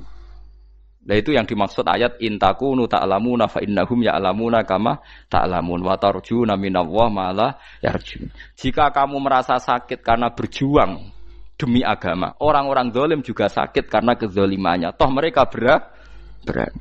Coba jadi kiai bandar narkoba resikonya tinggi mana coba? Resiko jadi bandar narkoba. Antar geng narkoba juga musuhan, takut ditangkap polisi. Jadi kiai paling ono wong hasud sithik-sithik. Paling wong ngrasani. Kiai iso ngomong tok ora iso nglakoni paling gitu. Padha kiai ini paling hasud. Ya sithik-sithik lah, paling srek. Kalau bandar narkoba gak cocok nembak. Karena rivalitas mereka ekstrim. Jika kalau sampean cemen jadi kiai nanti ya diingatkan Allah dibandingkan orang apa? Zalim. Jadi eling-eling ya. Terus semua kesalahan kita, loyalitas kita pada agama nanti dibandingkan orang zalim karena mereka loyal sama pekerjaannya, sama kezalimannya. Enggak terus preman-preman nak belani kanca wani mati. Kadang kiai santri belani kiai ini rapati wani mati. Wis repot preman-preman nak tobat wis repot. Kula nu rada nyesal mek tobaté preman. Nak ana preman teng perapatan tobat. Niku terus ning masjid, men itikaf terus mbek wong sopan. Niku ora pas sajane. Nak tobat itu tetep ning perapatan. Sing dhisik ganggu wong disingkirno. Jadi ku tobat tenan sehingga dhisik perapatan sing gawat dadi gak gawat. Mergo sing preman gawat diganti preman sing lunak. Ora terus ning masjid ya sing iki tetep diganti generasine ora. Mestine maksudnya mesti ora kok terus elek mboten mestine tobaté ngoten niku. Sayyidina Umar itu dulu itu menakut-nakuti orang Islam. Angger ana ndekne wong Islam wedi kabeh. Terus Abu Bakar ya wedi kabeh wedi. Suatu saat Rasulullah mlaku-mlaku ngerti Umar gulut ning ukat, menangan. Kata Rasulullah, andekan yang Islam itu hebat Islam. Hanya Rasulullah berdoa, wa ma'izal Islam fi Umar. Akhirnya Umar masuk Islam. Hari Kamis masuk Islamnya. Ya kira tau mikir itu sak dinane. Kulo roh sak dinane dengan Kamis masuk Islam Jumat. Ning omahe adike, ning gone IP-ne. Mergo diwacana Quran surat Toha. Barang Islam metuki Nabi, mohon walhasil bar Islam teng Zaid bin Arqam ning mbene Nabi terus langsung marani omahe Abu Jahal ora terus ning masjid menenge mboten langsung marani Abu Jahal. Angger keganggu Nabi tak pateni. Bariku marani Abu Jahal, aku saiki wis Islam iki ganggu Nabi tak pateni. Gentenan wong kafir sing dhelik. Paham nggih? Dadi enak maksudnya. Lah misalnya terus Umar dadi sopan santun terus ketemu wong dilo, ketemu Abu Lahab monggo derek akhir. Wah. Artinya gak ada perubahan. Lan Ruhin mantan preman mboten kok tobaté ning kene ora roh. Mboten harus kiai dene. Mestine ngoten. Makanya Wahsy itu yang bunuh Sayyid siapa? Hamzah. Karena dia disuruh Hindun itu istrinya Abi Sufyan itu. Itu setelah membunuh Sayyid Hamzah dan dia Islam. Dan Nabi tidak siap melihat wajah Wahsy. Sumpahnya Wahsy apa? Saya bersumpah akan membunuh orang paling dibenci Rasulullah. Sebagaimana saya pernah membunuh orang paling dicintai Rasulullah. Terus tobatnya dia mateni Musailamah al-Kadzab. Wong sing ngaku Nabi ngarang Quran. Itu tuh sing mateni sinten? Wahsy. Dari Wahsy sebagaimana aku pernah membunuh orang paling dicintai Rasulullah. Tobat saya membunuh orang paling dibenci Rasulullah. Lalu misalnya terus Wahsy tobat, terus sampai nyapu masjid, terus gak duwe selera tarung. Zaman kafir tarungnya tenanan, bareng Islam menyapu masjid. Bariku ngiseni jedinge terus bareng jak perang wedi wae repot. Ya niku ide kula tapi ora kudu nglakoni. Nek mau cerita ilmu sampeyan ora kudu nglakoni. Ya tugale wong preman brah-brah. Blojo narkoba entek akeh dilakoni, nggo judi diakoni. Sewengi orang preman itu kalau judi 2 juta 3 juta loh. Bareng tobat ngeboni masjid 10.000. Padahal donyane jek akeh. Mestine tobat yo. Saya zaman judi semalam 3 juta. Sekarang kalau pengajian atau ke masjid semalam 3 juta 100 lah minimal diluwei. Ora ya malah pas tobat nglebokno amplop masjid yo 10.000, kadang 2.000. Repot-repot. Tapi ya apik tobat, mesti cerita. Tidak begitu, mestinya berbanding. Paham nek sampean takok tobat itu cara ulama nggih ngoten niku berbanding. Mulane riyen Khalid bin Walid itu jadi panglima perang Islam itu saya masih ingat makalahnya Khalid bin Walid, fakama anni aktsartul qatla fi kufri aktsartul qatla fi islami. Dulu ketika saya kafir adalah sangat banyak membunuh orang Islam. Perang Uhud kalah itu karena panglima orang kafir adalah Khalid. Dia cakap sekali dalam mengatur strategi perang. So Khalid itu teka elek kan, pikirannya ala sahabat yang menuso ruhin es kayak wong wedok ambek apa jenenge ghanimah mesti medun. Sahabat ora kabeh kaya aku kan ono kaya kue barang macam-macam. Gunung Uhud itu dhuwure mok sak musolane iki Jamira Gunung Uhud kaya Merapi niku mboten. Nah kaya Merapi amanah ning dhuwur tetep ra kenek, meleyang to. Jadi Gunung Uhud itu dhuwure mok sak musolane mbok dhuwur pundi. Wong kula nate mriko bolak-balik kan gak bisa nek urung tahu. Kula kaya wong India dadi melok itikaf teng gunung lho. Uhud. Mbok piye dalile mbok ya ora roh. Lah itu Khalid bin Walid pinter, dia ketika kalah itu muter ke belakang terus ghanimah itu dilepas. Ya dulu itu dalam perang dulu tuh ghanimah itu kan perempuan sama apa? Ya sama barang-barang itu. Ketika dilepas itu dianggap sudah mengaku kalah. Ada sahabat yang ruhin itu udah akabir sahabat, ada sahabat papan atas, sahabat yang seperti itulah. Sahabat kebanyakan turun ternyata Khalid itu muter terus naik dari belakang. Pas sahabat turun, dia naik dari apa? Yo penak karek mana iko dhuwur, itu akhirnya kalah. Itu ya gara-gara strategi ini Khalid bin Walid. Nah terus dia bersumpah, saya bersumpah semua kecerdasan saya, semua kecanggihan saya akan saya gunakan untuk membela Islam. Nuklimake itu di perang Tabuk, di perang Yarmuk, di perang Tabuk. Itu di panglimani siapa saja yang ditunjuk Nabi itu kalah. Termasuk Ja'far bin Abi Thalib itu padahal panglima yang ditunjuk Nabi. Usamah ya kalah. Abdullah ya kalah. Semua yang ditunjuk Nabi itu mati semua. Akhirnya panglima diambil siapa? Khalid. Taruh saja gini strateginya. Anggap saja Arab itu padang pasir. Tidak sampean biar tahu bahwa orang soleh yang cerdas itu banyak. Jangan kira soleh itu tidak butuh kecerdasan, butuh. Arab itu kan padang pasir. Mau jelas gini, gambarannya apa? Padang pasir. Itu kalau perang itu kan taruh saja orang Islam itu 3.000 musuhnya 10.000. Memang kejadiannya gitu, 3.000 musuh 10.000. Itu kan berbanding berapa itu? 30 ya? 1 banding 3 ya? Nah itu dulu, pasukan-pasukan Islam dulu itu sama-sama seperti soft sholat. Jadi memanjang. Ya akhirnya perang itu kelihatan sekali mana yang sedikit, mana yang banyak. Habis Khalid strateginya dirubah. 100 orang di depan, anggap saja gitu. Pokoknya tak kayak gambaran coro Jawa paling gampang. Lagi maca kitabnya malah bingung loh. 100 pasukan kuda yang di depan itu disuruh negarkan kuda, disebut fal mughirati subha itu. Yang itu wal adiyati napa? Dobha fal mughirati subha itu. Ini pokoknya anggap seperti itu. Fal muriyati apa? Qadha itu. Kuda yang 100 di depan disuruh menegarkan. Pokoknya kon gerak sehingga debu itu banyak bertebangan. Terus pasukan yang 3.000 itu disuruh memanjang sepanjang-panjangnya. Karena di depan ini ada tegaran kuda tadi, orang kafir yang di sana itu melihatnya ada bantuan datang baru. Wih, pasukan Islam teko wakeh, panjang lagi. Dikira jumlahnya itu sampai 50.000 lebih. Paham sih kalau maksudnya? Jika wong kafir melaju perkara ini tidak mungkin kita tandingi. Orang Islam dapat bantuan baru. Padahal ya wongnya podo. Mau dari setok dirubah. Nah misalnya sing mimpin Mustafa sembah jare mati ya sahid, mati kabeh wong Islam. Nah itu artinya dia masih ingat betul. Saya dulu pernah menggunakan kecerdasan yang sama untuk mengalahkan umat Islam. Saya bersumpah kecerdasan yang sama akan saya gunakan untuk memenangkan Islam. Coba bayang nonton ning padang pasir 3.000 orang, yang 100 di depan negarno kuda supaya pandangan tidak begitu jelas. Terus yang belakangnya memanjang dari jauh kan kelihatan pasukan dapat bantuan baru. Padahal ya orangnya sama. Akhirnya orang kafir merasa wah nggak imbang. Kita ada imbang karena orang Islam dapat bantuan. Terus menang perang itu. Lah itu tobat bener gitu loh. Orang kok pas kafir cerdas, buareng Islam tobat nyapu masjid. Sebariku ngaji ngantuk.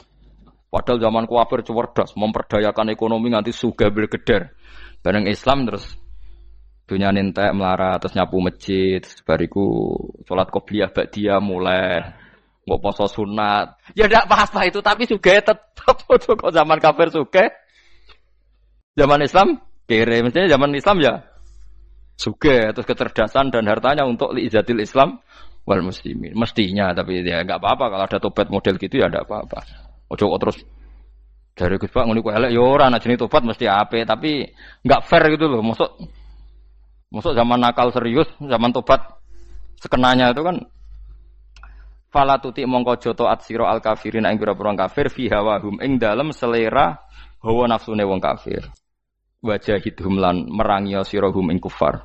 Merangi maksudnya berjuang bihi kelawan Quran. Maksudnya hujjah. Uang iku nak merangi wong kafir nganggo Quran, ndak mesti perang iku nganggo pedang. Niki jelas kita bire ke wajah hidum bihi ebil Quran. Maksudnya perang nganggo Quran itu kita melatih argumentasi atau hujjah yang dengan hujjah itu jelas-jelas ketok bener agama napa Islam.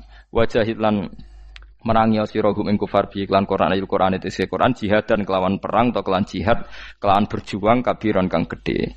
Wa wa ta'ala wa alladzi zat maroja ingkang lepas sapa Allah al-bahraini ing dua laut. Arsalat sing lepas sapa ta'ala huma ing al-bahraini mutajawiraini hale berdampingan. Hadza utawi iki ku asbun iku banyu sing banget segere banget manise banget segere. Furatun tur enak diombe sadidul udzubati tekse banget manise. Iki kono nak manane mudah diminum. Wa hadza utawi iki ku milkhun iku banyu asin ujajun tur banget paite. Syadidul muluhah tegese banget paite. Tapi wasemono sungai sing gampang diminum. Misalnya sungai Komerapi sing napa gampang diminum maksudnya mboten pahit. Ketemu laut sing banget paite meskipun banget asine apa hakikate gawe wajah alalan gawe sapa Allah taala bainahuma antarane banyu sing napa tawar lan banyu sing asin Allah gawe barzakhon ing pemisah haji santikse pemisah. Kita ndak tahu pemisahnya piye pokoke akeh sing cerita banyak di tengah laut tuh air napa tawar. Layah tali itu ora campur apa hadu masalah sijine banyu asin dan banyu tawar bil akhir iklan sing liya mergo wonten apa hajis wonten apa hajis ana pembatas. Wa hijron lan tegese pembatas mahjuron kang iso nglindungi. Sitron tegese tutup. Mamnuan kang iso den cegah bi sebab anane sitru. Sebab anane pembatas apa ikhtilatuhuma apa campure banyu asin dan banyu tawar walami wallahi. Orang bermalam-malam jagungan sama teman asik itu kan perlawanan terhadap nafsu kita, syahwat kita untuk mungkin nikmati dugem di bar atau di tempat-tempat maksiat. Itu setan di Indonesia tuh kakuati sama Ki Jawa. Orang supaya tidak tertarik maksiat itu Ki Jawa cukup ketemu kancane masak terong guyon, gejol-gejolokan zaman mondok, sewengi lulus sangka maksiat. Bar wis tutup. Saya akan cerita sedikit tentang tradisi hujjah. Dulu lama itu kelihatannya sederhana, tapi kalau berargumentasi itu hebat. Tadi Gus Yofur menyebut kitab Mbah Hashim itu mengharamkan kentong. Beliau masyhur itu punya kitab namanya Al-Jasus an Tahrimin Nakus. Intinya kentong itu haram. Secara dalil ini meyakinkan sekali karena ketika Rasulullah rembukan sama sahabat, kita dengan apa memaklumatkan orang kalau waktu sholat masuk? Ada sahabat yang usul pakai kentong. Dzakalin Nasoro itu Nasrani. Ya pakai buk itu semacam trompet besar. Dzakalil Yahud. Kemudian ada yang usul kalau gitu api ya Rasulullah dzakalil Majus. Sehingga dari hadis itu Mbah Hashim berpikir kentong itu haram. Tapi Mbah Fakih Mas Kumambang itu mengkritik Mbah Hashim dengan ngarang kitab Hazruus Antahrimin Nakus. Jadi beliau ngomentari kitab itu sambil geleng-geleng kepala. Kitab kok keliru nganti ngono. Itu jadi cara pikirannya siapa Ki Fakih. Kentong di Indonesia itu kanggo wedhus dicolong gitu. Pos kampling gitu. Kalau ada banjiran ya kentong, ada maling ya kentong. Jadi enggak ada persamaan sama sekali dengan kentong yang milik orang apa? Nasrani. Sehingga di pondok saya itu ada kentong tapi jelek sekali. Karena itu satu-satunya cara supaya beda dengan kentong yang di gereja. Kalau elek kan mirip kentong di pos kampling. Itu ya agak-agak ilmiah sedikit. Dulu ceritanya Gus Yofur itu saya teruskan. Itu singkat cerita, itu kalau yang di kejadian di Termas itu Mbah Dimyati sudah nyuruh semua kentong disembunyikan karena mau ada Mbah Hashim. Cerita itu mukarrar di Kiai Fakih sama di Kiai Dimyati Termas. Setelah kentong dikumpulkan semua, Mbah Hasyim datang, seneng, ngiranya Syekh Dimyati ini sependapat dengan beliau, yaitu sama-sama nggak ada kentong. Tapi setelah itu ada santri yang matur, Mbah Dim pun beres, kentong pun kulo delikno sedanten. Itu di depan Mbah Hasyim. Jadi GR-nya Mbah Hasyim bahwa Mbah Dim itu sependapat akhirnya hilang. Ternyata ini akal-akalan tuh gitu. Karena santrinya matur, Mbah Dim pun beres, danten kentong beduk sudah disembut singkirkan. Itu di depan Mbah Hasyim. Saking lugunya santri, nah saking ikhlasnya agak ngerti mahalus syahid ini adalah Mbah Hasyim. Saya mau meneruskan cerita Gus Sofur. Dulu, ini cerita dulu. Dulu Mbah Mun ngaji di Lirboyo, tapi Kiai Makhrus ngaji sama Kiai Khalil Harun. Kiai Khalil Harun itu adik juga sekaligus muridnya Mbah Umar Harun. Mbah Umar Harun itu generasi kedua setelah Mbah Ghazali. Beliau menantunya Mbah Ghazali, tapi ya sudah ponaan. Sehingga tradisi ini penting karena saya berkali-kali bilang di mana-mana. Status orang tua dan mbah itu adalah terserah anak cucunya. Bukan terserah mbahnya, tapi terserah anak cucunya. Saya tidak akan bosan mengingatkan ini. Saya pernah di makamnya Nabi Yakub, itu ya dikemuli bendera Israel. Di makamnya Nabi Dawud. Nabi Ibrahim juga dekat sinagog. Sehingga Quran membela Nabi Ibrahim disebut maka anak Ibrahimu Yahudi wala Nasrani. Karena ketika beliau berposisi di Israel, kemudian penguasanya adalah Yahudi, bisa saja makam ini ditulisi dan distatuskan ala Yahudi.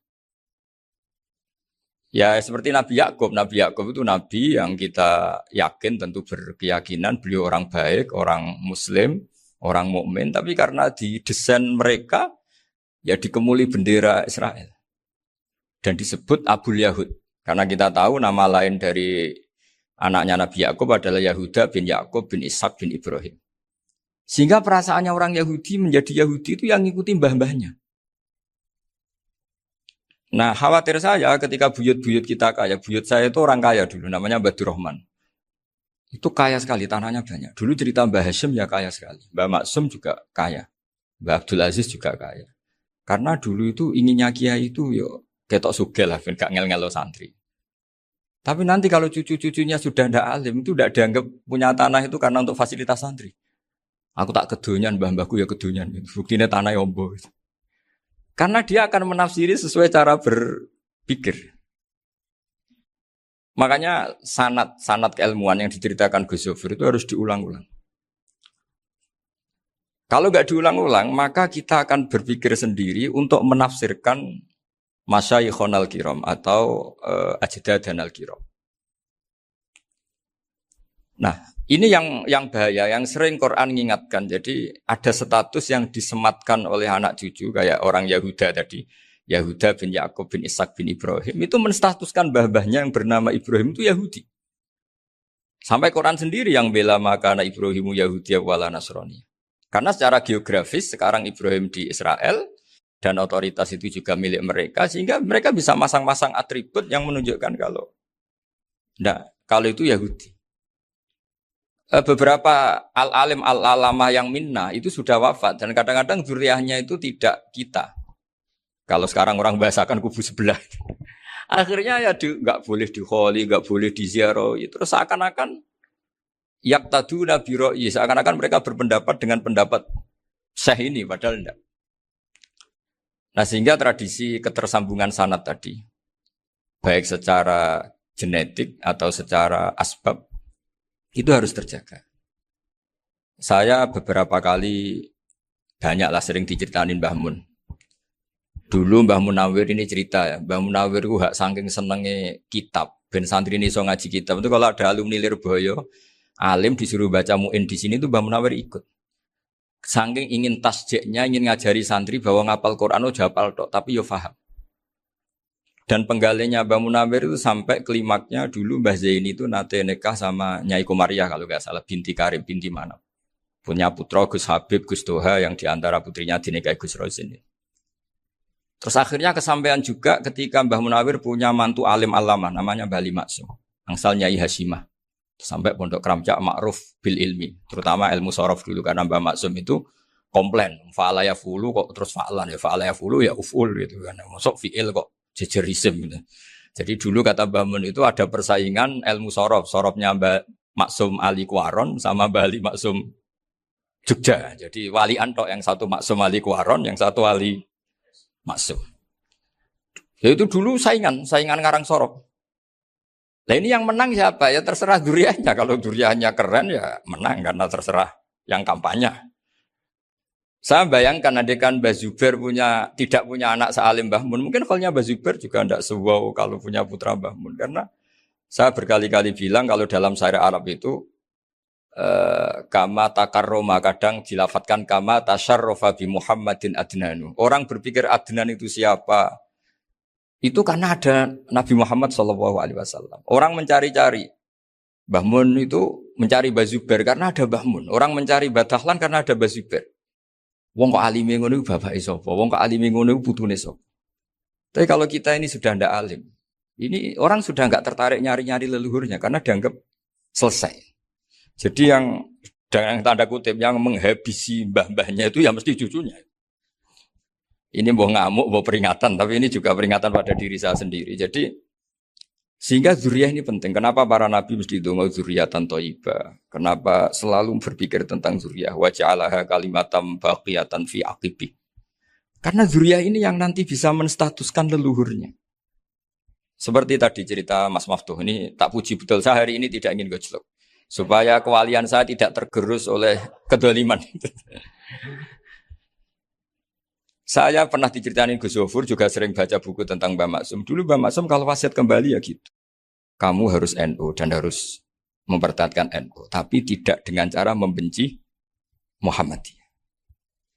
Dulu Mbah Mun juga sering cerita. Dulu Mbah Hashim itu ngaji Syekh Mahfud. Nah, Mbah Ahmad Dahlan dulu namanya Darwis, sering ngaji sama Syekh Khotib Minangkabau. Zaman itu Syekh Khotib sudah modern, sudah ikut gerakan Abdu, gerakan Almanar. Sehingga bawaannya Mbah Ahmad Dahlan ini agak agresif. Yang Mbah Hashim karena hanya mulazim di Syekh Mahfud, hanya sesekali ngaji Syekh Khotib, beliau lebih seperti itu. Dan dua beliau ini sama-sama pernah ngaji Mbah Soleh Darat di Semarang. Mbah Hashim sama Mbah Ahmad Dahlan yang dulu namanya Darwis. Jadi ini masih min muskatin wahidah mimam bain wahid. Sehingga kita tidak kaget ketika Mbah Ali Maksum mengomentari Muhammadiyah itu masih ahli sunnah wal jamaah. Makanya nanti terakhir saya baca kitabnya Mbah Ali dan sering saya pelajari. Andai kan kita ini sepakat dengan ilmu, ya kita tahulah. Kalau Abu Hanifah itu tidak kunut, Imam Syafi'i kunut. Berarti kunut itu madzhabnya Abu Hanifah, bukan madzhabnya Mbah Ahmad Dahlan. Apa tidak kunut itu madzhabnya Abu Hanifah, bukan madzhabnya Mbah Ahmad Dahlan. Kita kunut itu madzhabnya Imam Syafi'i, bukan madzhabnya Mbah Hashim. Ini semuanya masih dalam bingkai ilmu. Adzan qabla subhi juga riwayatnya jelas. Tidak adzan ya sudah perilaku kita sudah jelas. Dulu Mbah Mun sering didik kita gitu. Saya sering dengar cerita kalau dulu Pak Arif Fakhruddin begitu hormat sama Mbah Ali, apalagi zuriyahnya Mbah Azhar Basir, karena beliau dulu do ngaji di Termas. Dulu itu enggak ada masalah karena semuanya dianalisis pakai ilmu. Tapi sekarang pakai identitas, yang kunut itu NU, yang enggak kunut Muhammadiyah. Berarti Abu Hanifah itu Muhammadiyah, Imam Syafi'i itu NU. Berarti Imam Syafi'i itu ya anak buahnya Ki Miftahul Ahyar kira-kira gitu kan anak buahnya Pak Said Akil. Kan terus jadi repot. Dulu kita ini pengagum ilmu, bukan pengagum perbedaan. Sehingga di sini yang saya kagum dari sekian ceritanya Mbah Ali Maksum, supaya kitab ini to the point, supaya nggak lama-lama karena waktunya juga. Nanti kalau kemalaman ini kena semprit ini sudah. Ini diantara yang diceritakan Bali itu unik. Imam Syafi'i itu sering tawassul, sering wasilah sama siapa itu? Abu Hanifah. Ini sudah tak petakan, saya baca yang sensitif-sensitif lah. So, yang ini ya. Ziyar al-Babus Samin, terus sebentar ini yang bab tawassul.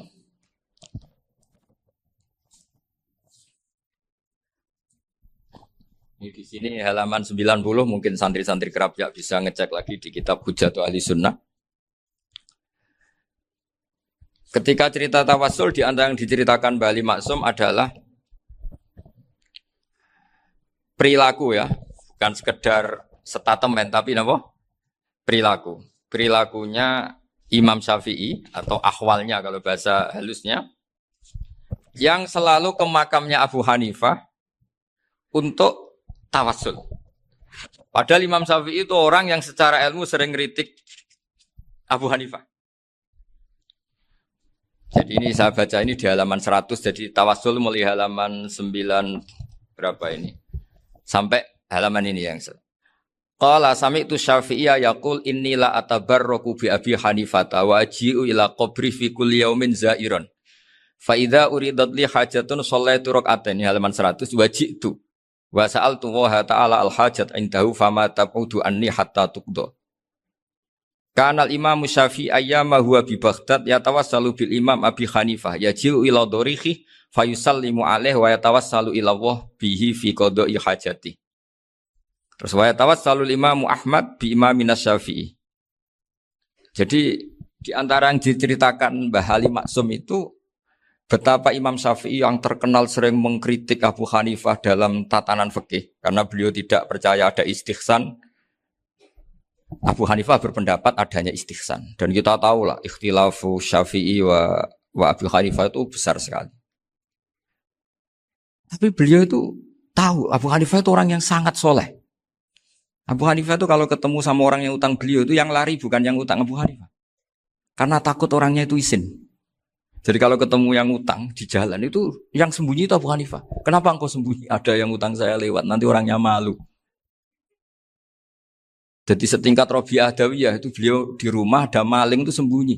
Ditanya kenapa engkau sembunyi? Malu, gak ada yang dimaling. Malu sama malingnya karena serumah itu gak ada barang yang layak dicolong itu. Itu Rabi'ah sampai dia sembunyi. Itu yang bisa niru itu Abu Hanifah.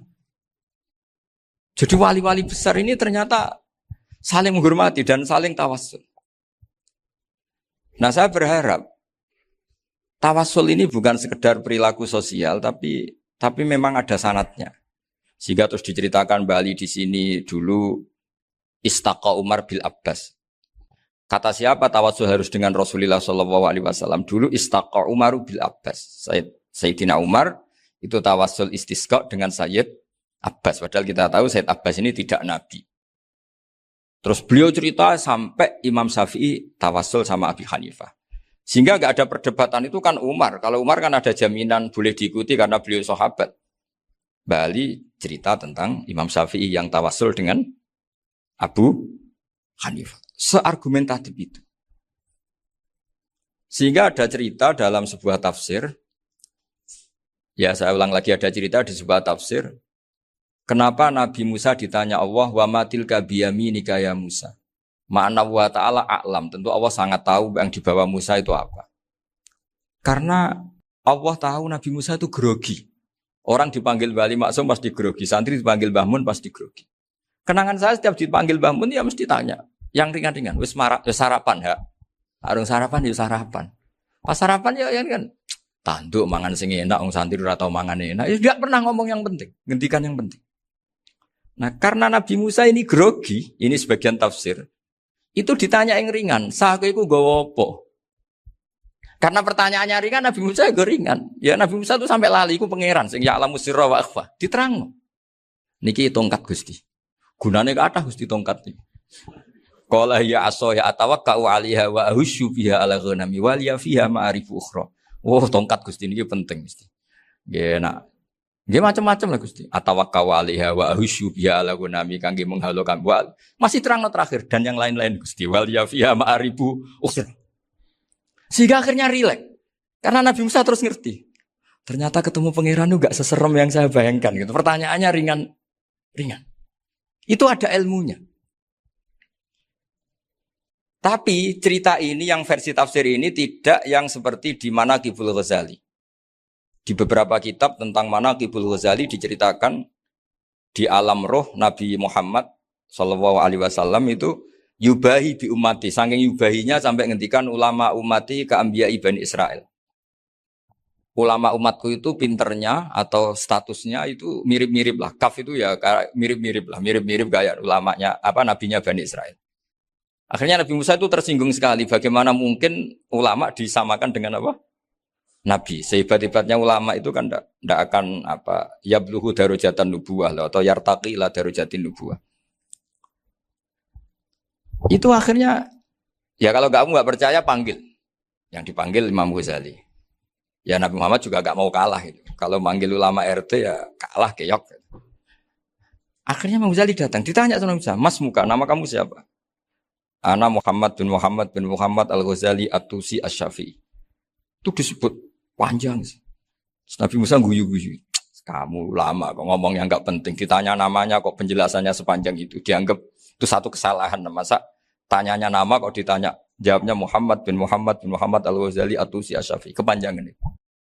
Ketika Nabi Musa agak mencibir, agak gimana itu. Terus jadi Imam Ghazali, kalau ini masalah, lebih masalah jenengan.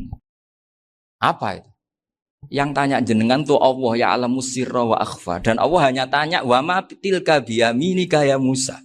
Harusnya jenengan jawab aso ya titik, bukan kepanjangan. Atawakkau alaiha wa syubha itu kepanjangan. Allah tanya yang di bawah kamu itu apa? Yang di tangan kamu. Harusnya jawabnya hanya aso ya. Tapi kenapa penjelasannya sepanjang itu? Sampai terakhir waliya fiha ma'aribu ukhra. Terus pinter tenan kayak gitu. Terus Nabi Muhammad, Nabi Musa terus bilang, ya pinter tenan aja gitu. Padahal kita tidak pernah GR seperti itu kan kebetulan Imam Ghazali. Gitu. Kalau yang lain mungkin ya keok lah kira-kira. Gitu. Tapi ini cerita dalam khazanah keilmuan. Benar yang dikatakan Gus Zofur. Saya termasuk orang yang pernah mondok Lirboyo Pasanan. Jadi setelah saya disuruh nemani Gus Kamil, tahun berikutnya Gus jenengan disuruh. Pokoknya anakku bosak ulan lah kudu tahu mondok Lirboyo. Biar aku tahu ngaji Mbah Karim. Terus yang disuruh baturi Gus Kamil itu saya. Jadi saya pernah 1 bulan tuh di Lirboyo. Karena saya ini santri beling ya, kontraknya pokoknya penting ziarah Mbah Karim. Biasanya nggak pernah ngaji, ya. Pokoknya gerbar ngisa. Ziarah ya sudah. Ngaji pas subuh ingat saya sama Gus Imam. Itu dari 17 hari ingat saya ngaji 2 kali. Tapi kalau ziarah ke Mbah Karim sudah lupa jumlahnya karena memang kontraknya disuruh ziarah. Sampai seperti itu. Dan saking senengnya bangun sama Mbak Karim sama masih ingat. Ngamplopi salam template itu masih ingat untuk Gus Anwar, untuk Gus Imam, untuk Gus Kafabi, termasuk untuk Gus Maksum. Itu malam-malam saya dijak ngamplopin. Zaman itu saya masih ingat selawewu. Zaman itu kos 1 bulan itu 13.000. Jadi kira-kira kalau 25.000 itu untuk kos 2 bulan. Jadi saya krusnya itu pakai kos. Saya masih ingat Mondok Sarang itu kos 1 bulan 13.000. Berarti kira-kira 500.000 itu di amplopin sendiri sama Bang. Ini untuk Gus War, ini untuk Gus Imam, ini untuk Gus. Padahal Gus Imam ini mondoknya sudah dibangun. Itu bangun hormatnya sampai untuk jatah salam template. Nah yang ribet kebalikannya, kita pulang, Gus Imam karena melihat Gus Kamil ini putrane Mbah Mun, Gus Kamil disangoni. Saya juga disangoni, karena Gus Imam dulu ngaji juga sama Pak D saya. Sama keluarga saya. Itu kata Gus Kamil setelah keluar, mau kamu nih gue abal ya, berarti gue aku. Karena ini penting, ini kalau sampai dianggap tukar guling, ribet deh. Jadi ditakwil sendirilah, mau kamu nih gue abal ya, boten wis, yes berarti halal. Tapi sama Mbah Mun ya ditanya. Ditanyanya bukan apa karena untuk meneruskan tradisi bahwa kalau kiai ketemu itu ya saling memberi hadiah, saling itu sudah faqaddimu baina adena suwakum apa? Sedekah. Sehingga ketika Kapya ini punya Bali Maksum alim alama, kemudian melahirkan murid-murid yang juga ibar kayak Mbak Warsun bisa ngarang apa Kamus Al-Munawwir, Pak Bik juga punya karangan Kamus Al-Mu'asir. Saya tuh punya semua. Karena ini adalah buah dari bahwa kita ini tidak kalah sama produk-produk yang di sana. Bahwa produk di kita ini sudah cukup untuk mengantarkan orang menjadi alim alam. Dulu Mbak Zubair ke Mekah ya sudah alim alam. Gus Zofur ke Al-Azhar sudah alim. Semua teman-teman kita ke Mekah itu sudah alim semua. Padahal produk mondoknya ya tadi. Mau digojlok kiai ini, terus mangkel keamanan biasanya. Biasanya musuh besar pondok itu keamanan. Jadi ya bukan berarti gojlok ibunya Gus Maftuh enggak. Biasanya keamanan itu musuhnya apa? Banyak. Itu tradisi keilmuan itu harus dijaga dengan hujjah dan dengan tadwin, dengan pembukuan. Saya punya sekian cerita ya. Misalnya dulu kita mungkin iskal itu janggal. Kenapa sih orang Islam tukaran sama orang Islam?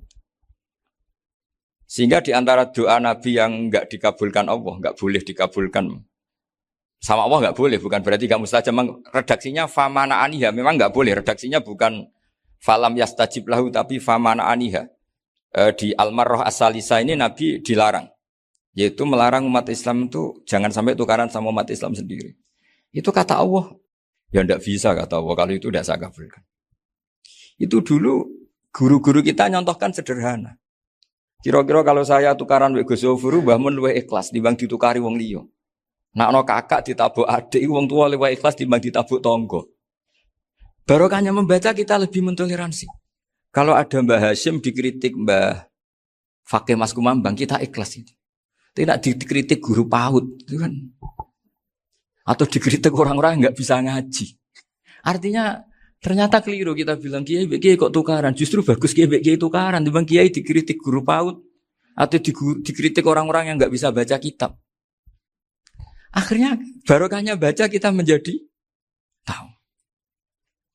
Dulu Mbah Mun sering cerita, ini masih cerita silsilah ya. Jadi Mbah Ali Maksum tadi kita tahu di antara guru besarnya Mbah Ali Maksum tentu Mbah Mahfud Termas. Beliau adalah adik dari Kiai Mahfud Termas. Mbah Dimyati ini adik Kiai Mahfud Termas. Itu punya saudara namanya Abdul Razak, juga punya saudara namanya Dahlan. Itu yang membawa Thariqah Syadziliyah di Solo Raya. Yang sekarang alhamdulillah diteruskan Gus Wafi. Dulu di antara pesannya Mbah Mun ke saya, hak Wafi kandani kon ziarah ning Mbah Dimyati. Mergo Thariqah Syadziliyah dulu itu yang bawa keluarganya Mbah Dimyati. Jadi semuanya ini masih dzurriyyatan ba'duha min ba'd. Nah, pesan saya karena tadi Mbah Munawir yang termasuk orang pertama yang bawa Quran, bawa qiraah Sabah. Kenapa saya bilang termasuk? Karena kalau bilang paling pertama ini nanti butuh data. Dan itu agak kerepotan lah. Tapi yang jelas mimman istahara lah. Mimman istahara yang membawa Sab'ah ke sini itu adalah Mbah Munawir. Terus beliau ngajarkan diantaranya ke Mbak Arwani pakai kitab Satibi, pakai kitab Nazmus Satibi. Terus Nazmus Satibi itu diteruskan oleh Mbak Arwani, ditulis. Yang nulis dulu Mbak Dola Salam. Bapak saya itu murid Mbak Dola. Dulu Mbak Dola sebelum ke Mbak Arwani ngaji sama Ki Said di Sampang.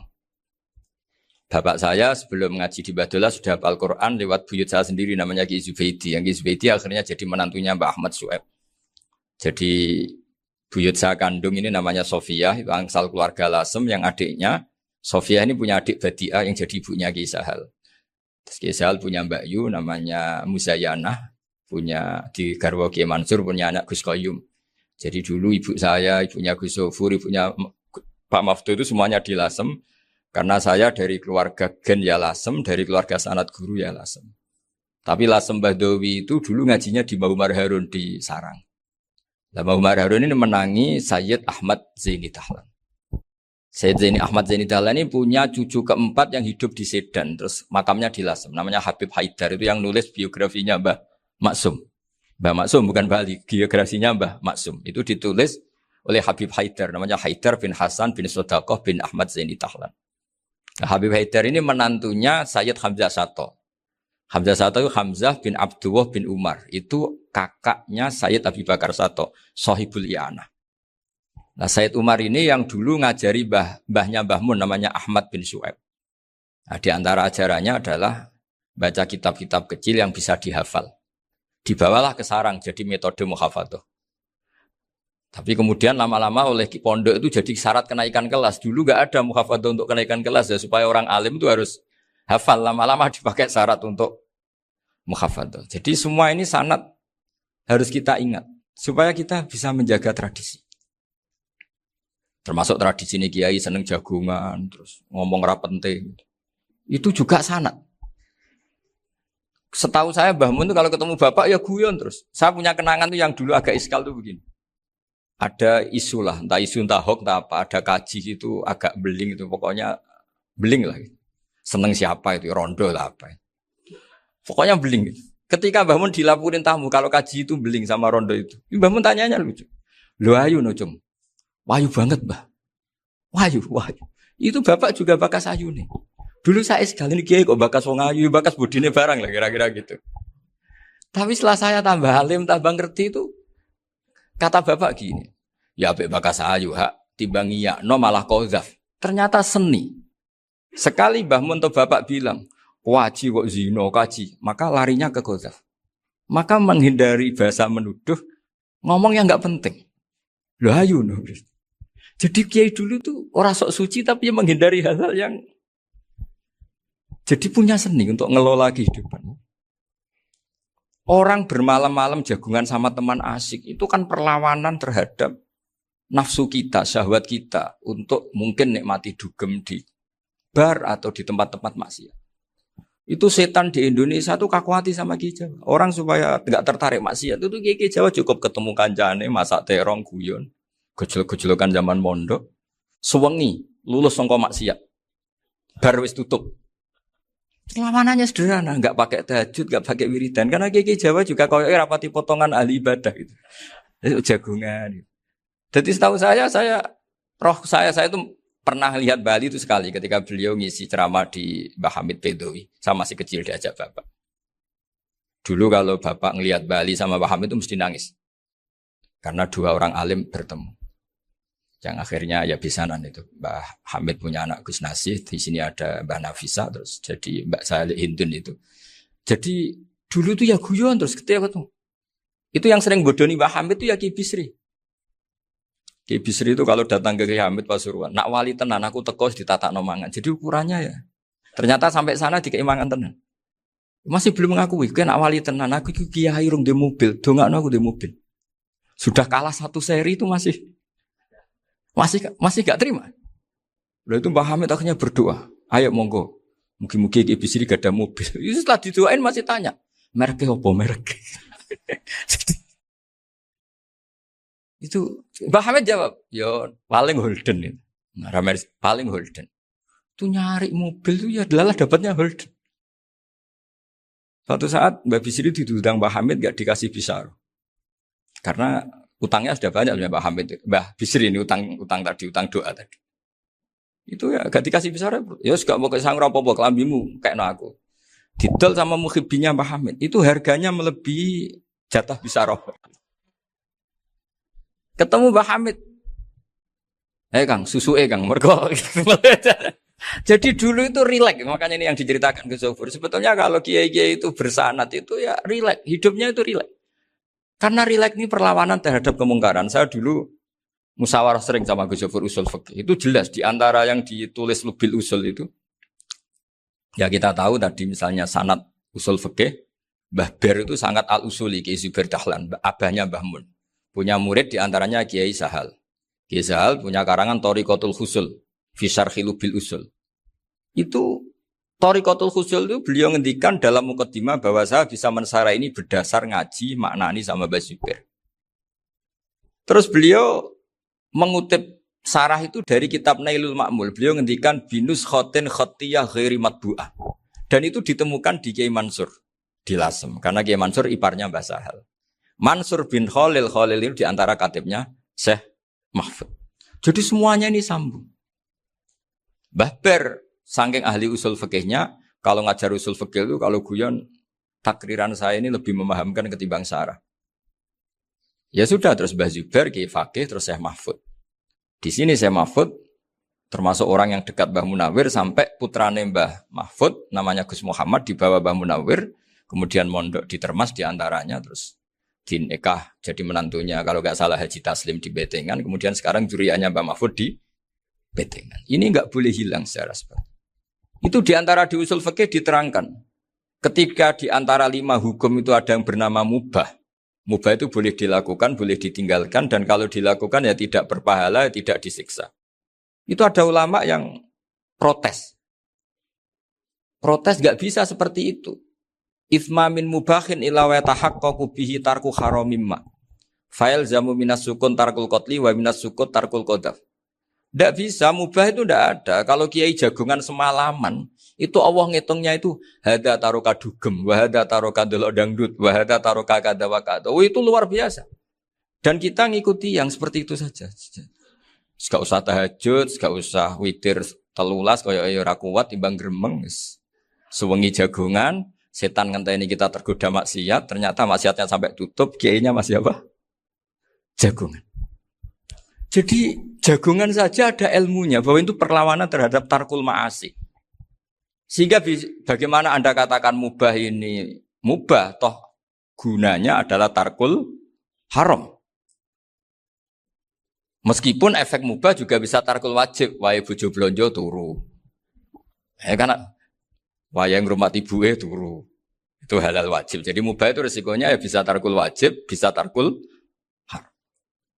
Sehingga kalau sanad ini terjaga secara baik, secara kultur. Saya sering juga sakuan sama Gus Yofur itu mesti tak niati gitu. Jagungan wong alim iku ibadah dan menikmati ibadah adalah dabul auliya wa dabul ulama. Kata Imam Ghazali, pada akhirnya waqud buhadatin al-istilzat bil mubahat.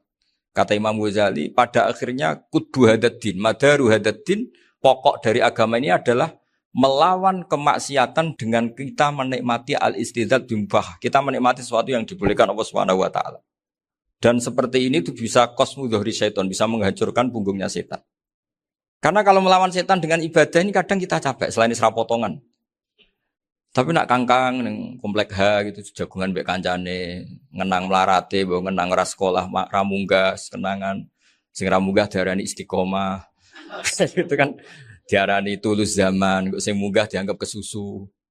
Saya ini punya pondok Quran, kalau ada yang hafal 3 tahun mesti digojol kancane. Gak apik kesusu itu. Kesusu itu mesti tidak barokah karena tergesa-gesa apa? Hatam. Sehingga yang enggak hatam-hatam itu kayak partai mayoritas. Ini yang partai tulis zaman katanya. Ahli sobri katanya. Akhirnya di pondok gara-gara itu mau guyon, tapi enggak ada stigmasi yang enggak naik. Di pondok sarang itu saya punya temen itu banyak yang sekelas dengan saya, sekelas sama Gus Kamil, akhirnya sekelas dengan Gus Sofur. Padahal saya ini kakak kelas. Saya temannya, Gus Kamil temannya Gus Sofur. Ini anak ini enggak pernah naik. Itu enggak dicibir di pondok. Karena guyonan tadi. Guyonan bahwa ini bagian dari bentuk apa? Istiqomah. Nanti yang goblok juga tenang. Karena kiainya cerita, kadang santri goblok ya baru kan. Di sini pondok akeh santri ora tau sinau ning omah dadi kiai gede. Selalu kiainya tuh cerita seperti itu. Akhirnya sing goblok ya bangga dengan kegoblokannya. Iya, jadi kiai itu orang yang meskipun guyon ini barokahnya Masya Allah. Dan setahu saya kiai-kiai alim itu ya senengannya guyon. Karena tadi guyon itu luar biasa. Bapak saya itu kalau pesan sama saya itu enak ngaji is guyon nice. Wong ning omah mikir utang, mikir wedi bojo macam-macam kok ngaji mbok jak nangis pisan, nangis ping pindho katanya. Sudah jak guyon ae. Paling gak lali. Dan beliau punya dalil kul bi fadlillah bi rahmati fa bidzalika falyafrah. Jadi jangan sampai orang ini farah bil maksiat, jangan sampai orang itu. Dan ini yang saya kenang dari sekian cerita murid Bali. Mbah Ali Maksum ya senangane guyon. Gojol-gojolkan mbek santri guyon.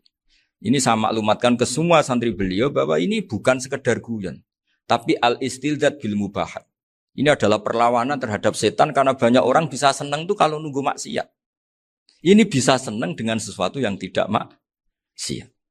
Itu kayak apa hebatnya? Makanya Nabi itu kalau ketemu sahabat ya sering ngendikan yang ringan-ringan. Ya Umar ma'afalan duher jong mana piye ijek. Kalau ketemu anak kecil ya. Nanti ketemu yang tua-tua yang sudah enggak bisa mikir ya itu cerita-cerita saya mohon sekali murid-murid kerap ya. Jangan hanya ngaji fikih. Kalau hanya ngaji fikih itu posisi Abu Hanifah itu seakan-akan nyuwun sewu orang yang sangat tidak ahli hadis. Karena beliau di situ kelihatan kalah sekali dengan Imam Syafi'i. Apalagi di perdebatannya Muhammad bin Hasan Asy-Syaibani dengan Imam Syafi'i itu kelihatan sekali betapa Abu Hanifah itu orang yang nyuwun sewu ditinggalkan dalam ilmu hadis. Sampai beliau hanya dapat gelar min ulama ahli ra'yi, termasuk ulama yang kuat logikanya. Juga harus baca kitab-kitab seperti ini. Ternyata di balik Imam Syafi'i mukhalif pada beliau di bab-bab fikih, perilakunya sangat hormat. Sampai beliau tuh kalau tawassul ke kuburannya Abu Hanifah. Dan beliau ngendikan an-nasu fil fiqhi iyalun ala Abu Hanifah. Semua orang yang ahli fikih itu masih anak buahnya Abu Hanifah. Saya berkali-kali cerita, mazhab Syafi'i itu alatut tadhir hanya 2, yaitu alma wa turab. Abu Hanifah nambahi wanar. Alasannya Abu Hanifah orang mukmin yang dosanya banyak itu dibakar di neraka dan alasannya Allah litadhirihim untuk mensucikan mereka. Jika pikirannya Abu Hanifah an-nar itu min alatit tadhir. Apa yang terjadi ketika bata itu batu bata yang dibakar di situ campur teletong campur apa-apa itu kalau sudah hormat Abu Hanifah selesai sudah suci karena sudah ngelewatin pembakaran. Meskipun kita tidak akan kalau kehilangan air terus wudu dengan api bisa bunyak semua itu. Tapi apapun itu menjadi solusi. Sehingga saya punya kitab namanya Ikhtilafu Malik apa ikhtilafu Malik wa Abu Hanifah atau ikhtilafu Syafi'i ma Abu Hanifah. Itu kelihatan sekali kalau Abu Hanifah itu nyuruh posisinya kalah. Karena yang ngarang orang-orang Syafi'i. Tapi kalau melihat kitab-kitab kewalian, misalnya di kitab Mizan Kubro ini juga sering disebut kisah itu Mbak Ali Maksum tentang Imam Sa'roni. Berkali-kali beliau mengutip Mizan Kubro. Itu Abu Hanifah adalah orang yang sangat mukasyafah. Artinya ketika Nabi cerita air wudhu itu menjatuhkan dosa, tidak ada air wudhu yang jatuh ke kamu kecuali saat itu juga dosa kamu jatuh. Itu beliau datang ke Madharota Kufah. Kemudian beliau bilang sama si orang tua tadi, tub anizina. Orangnya terus bilang atubu minazina. Ada lagi pemuda datang dibilangin tub an ukuki walideka. Terus bilang tub tu an ukuki walidaya. Sampai yang terakhir ada tub an simai alatilahwi atau an samai alatilahwi. Terus tub tu an samai. Ketika orang itu ditanya, kenapa engkau begitu tahu dosanya apa? Saya tahu air wudhu ini menjatuhkan apa. Jadi kira-kira kalau zina mungkin ya batang babi lah. Kalau hanya sekedar melihat bak-bak mungkin ya curut atau tikus lah kira-kira gitu. Nak dulu dulu ya mungkin ya tikus cilik gitu. Nak dulu suwi ya tikus werok itu atau apalah. Pokoknya beliau itu tahu. Tapi anehnya Abu Hanifah apa? Setelah itu dia nangis minta mukasafahnya ditutup. Ya Allah, saya ini mukasafah kok malah menjadi tahu sawatil mukmin. Padahal aturan syariat jenengan man satara musliman satarahu, bahwa enggak baik melihat jeleknya orang mukmin. Minta ditutup. Makanya saya ini bangga ada mukasafah. Makom yang kita sampai sekarang tuh makom setelah Abu Hanifah mukasafah. Jadi Abu Hanifah repot-repot mukasafah, minta makomnya ditutup tidak menjadi mukasafah. Dan alhamdulillah kita sudah tidak mukasafah sebelum minta ditutup. Jadi kita ini keren. Keren karena aturannya itu man satara musliman satara huwa, yang tidak tahu aibnya orang muslim maka Allah akan nutupi aibnya di akhirat. Dan kita alhamdulillah barokahnya tidak mukasafah, tidak ngerti aibnya orang mukmin. Jadi kita harus pakai patokan ilmu. Saya ulang lagi, kita harus pakai patokan. Makanya saya tahu betul ketika Kiai Hamid Pasuruan, beliau dulu ngaji Jamul Jame, ngaji Juman, Bali Maksum di sana sama Gus Habib, sama Gus Muhammad bin Mahfud. Termasuk mbah saya kandung dulu Kiai Sidik, mbah saya yang dari itu juga ngaji di Termas. Bapak saya dulu Kiai Nur Salim ngaji di Buyut Baiti. Dulu itu kawin juga sederhana, Kak, cerita Gus Sofur. Jadi bapak saya kandung itu Kiai Nur Salim itu ngaji di Mbah Baiti. Mbah Baiti itu adik kandungnya buyutnya saya dari ibu. Nah, Mbah Baiti itu teman akrabnya mbah saya namanya Kiai Nur Sam, Mbah Nur Sam. Singkat cerita terus Nur Kiai Jorabi arah-arah bekno itu. Setelah bapak saya ke Badullah mau ditawarin jadi mantu, kata bapak saya kula pun dipek mantu Mbah Baiti. Akhirnya dapat ibu saya itu.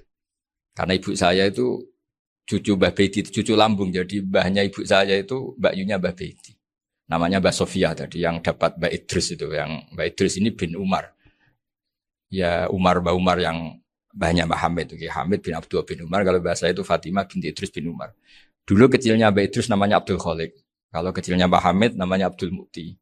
Kalau kecilnya Mbah Maksum namanya Muhammadun kalau nggak salah. Dulu itu orang dulu itu namanya dua-dua karena diganti ketika musim apa? Haji. Jadi ini terjaga. Sehingga tidak ada ceritanya kiai-kiai yang jagongan kemudian santrinya itu yang agak-agak khawatir. Kiai kok sungi-sungi jagongan, gak tahajud, gak duha, itu tidak ada. Karena ini dianggap fi'lul mubahat untuk melawan mungkar. Jadi sehingga di kitab Ihya diterangkan, kamu jangan ngira orang-orang soleh ketika jagungan itu min ahlil bitolah wa takasul. Itu orang-orang yang pemalas itu enggak. Tapi mereka bisa mengasyiki Allah. Bahwa dalam jagungan ketemu teman ya asik, gejul-gejulkan sama Pak Maftuh ya asik. Dan keasikan ini bentuk perlawanan terhadap keasikan harus dengan maksiat. Itu kayak apa kalau kita ngaji sampai seperti itu. Termasuk tadi yang diceritakan Pak Maftuh kitab Hunyah. Semoga beliau cerita juga pernah belajar. Saya pernah belajar kitab Hunyah khatam. Itu diantara yang diceritakan Syabdul Qadir Al-Jilani tadi kata beliau Al-Jilani dipakai Jim Al-Jilani. Ini agak beda dengan kita. Mbah Zubair itu punya kitab namanya Al-Qolaid Al-Uluyah. Beliau menfatwakan nama-nama ajam itu kamu bebas. Ajamiyun fasna bihi masyita. Sehingga kita kalau punya kiai harus mau qolal ustukhri. Sehingga tak mau qolal istukhri. Tirmidzi juga nasibnya sama. Qolat rawahut Tirmidziyu. Sing sitok rawahut Turmudziyu. Yang satu rawahut Tarmidhiyu. Ya karena kita keluarganya Tarmidhi apa enggak gitu. Makanya kata Mbah Mun sama masih ingat. Kata cerita Gus Zofur tadi, adabnya Gus Zofur itu cerita tentang keluarga ibunya. Padahal keluarga ibunya juga orang-orang soleh yang luar biasa. Itu kata Mbah Mun, kowe roh jenenge Imam Bukhari tahu ya. Jenenge sapa? Saya nyebut Muhammad bin Ismail bin Ibrahim bin Mughirah bin Bardasbah. Lah iya Bardasbah mbok waca Bardisbah yo. Lah cara kene mbok Parmin mbok Parlan. Jadi Bardisbah mbok Bardasbah iku cara kene yo Parmin mbok. Iku rak Mbah Fadl Senori dadi kabeh diwaca Arab. Jenenge Mbah Umar Harun. Dhisik yo wong sarang Mbah Harun mbok kira nang yo ora roh wong dhisik yo wong kuno ya. Jadi kalau versi Mbah Fadl termasuk yang pertama bikin nasab Mbah Maksum itu tulisannya Mbah Fadl yang dikutip Habib Haidar tadi.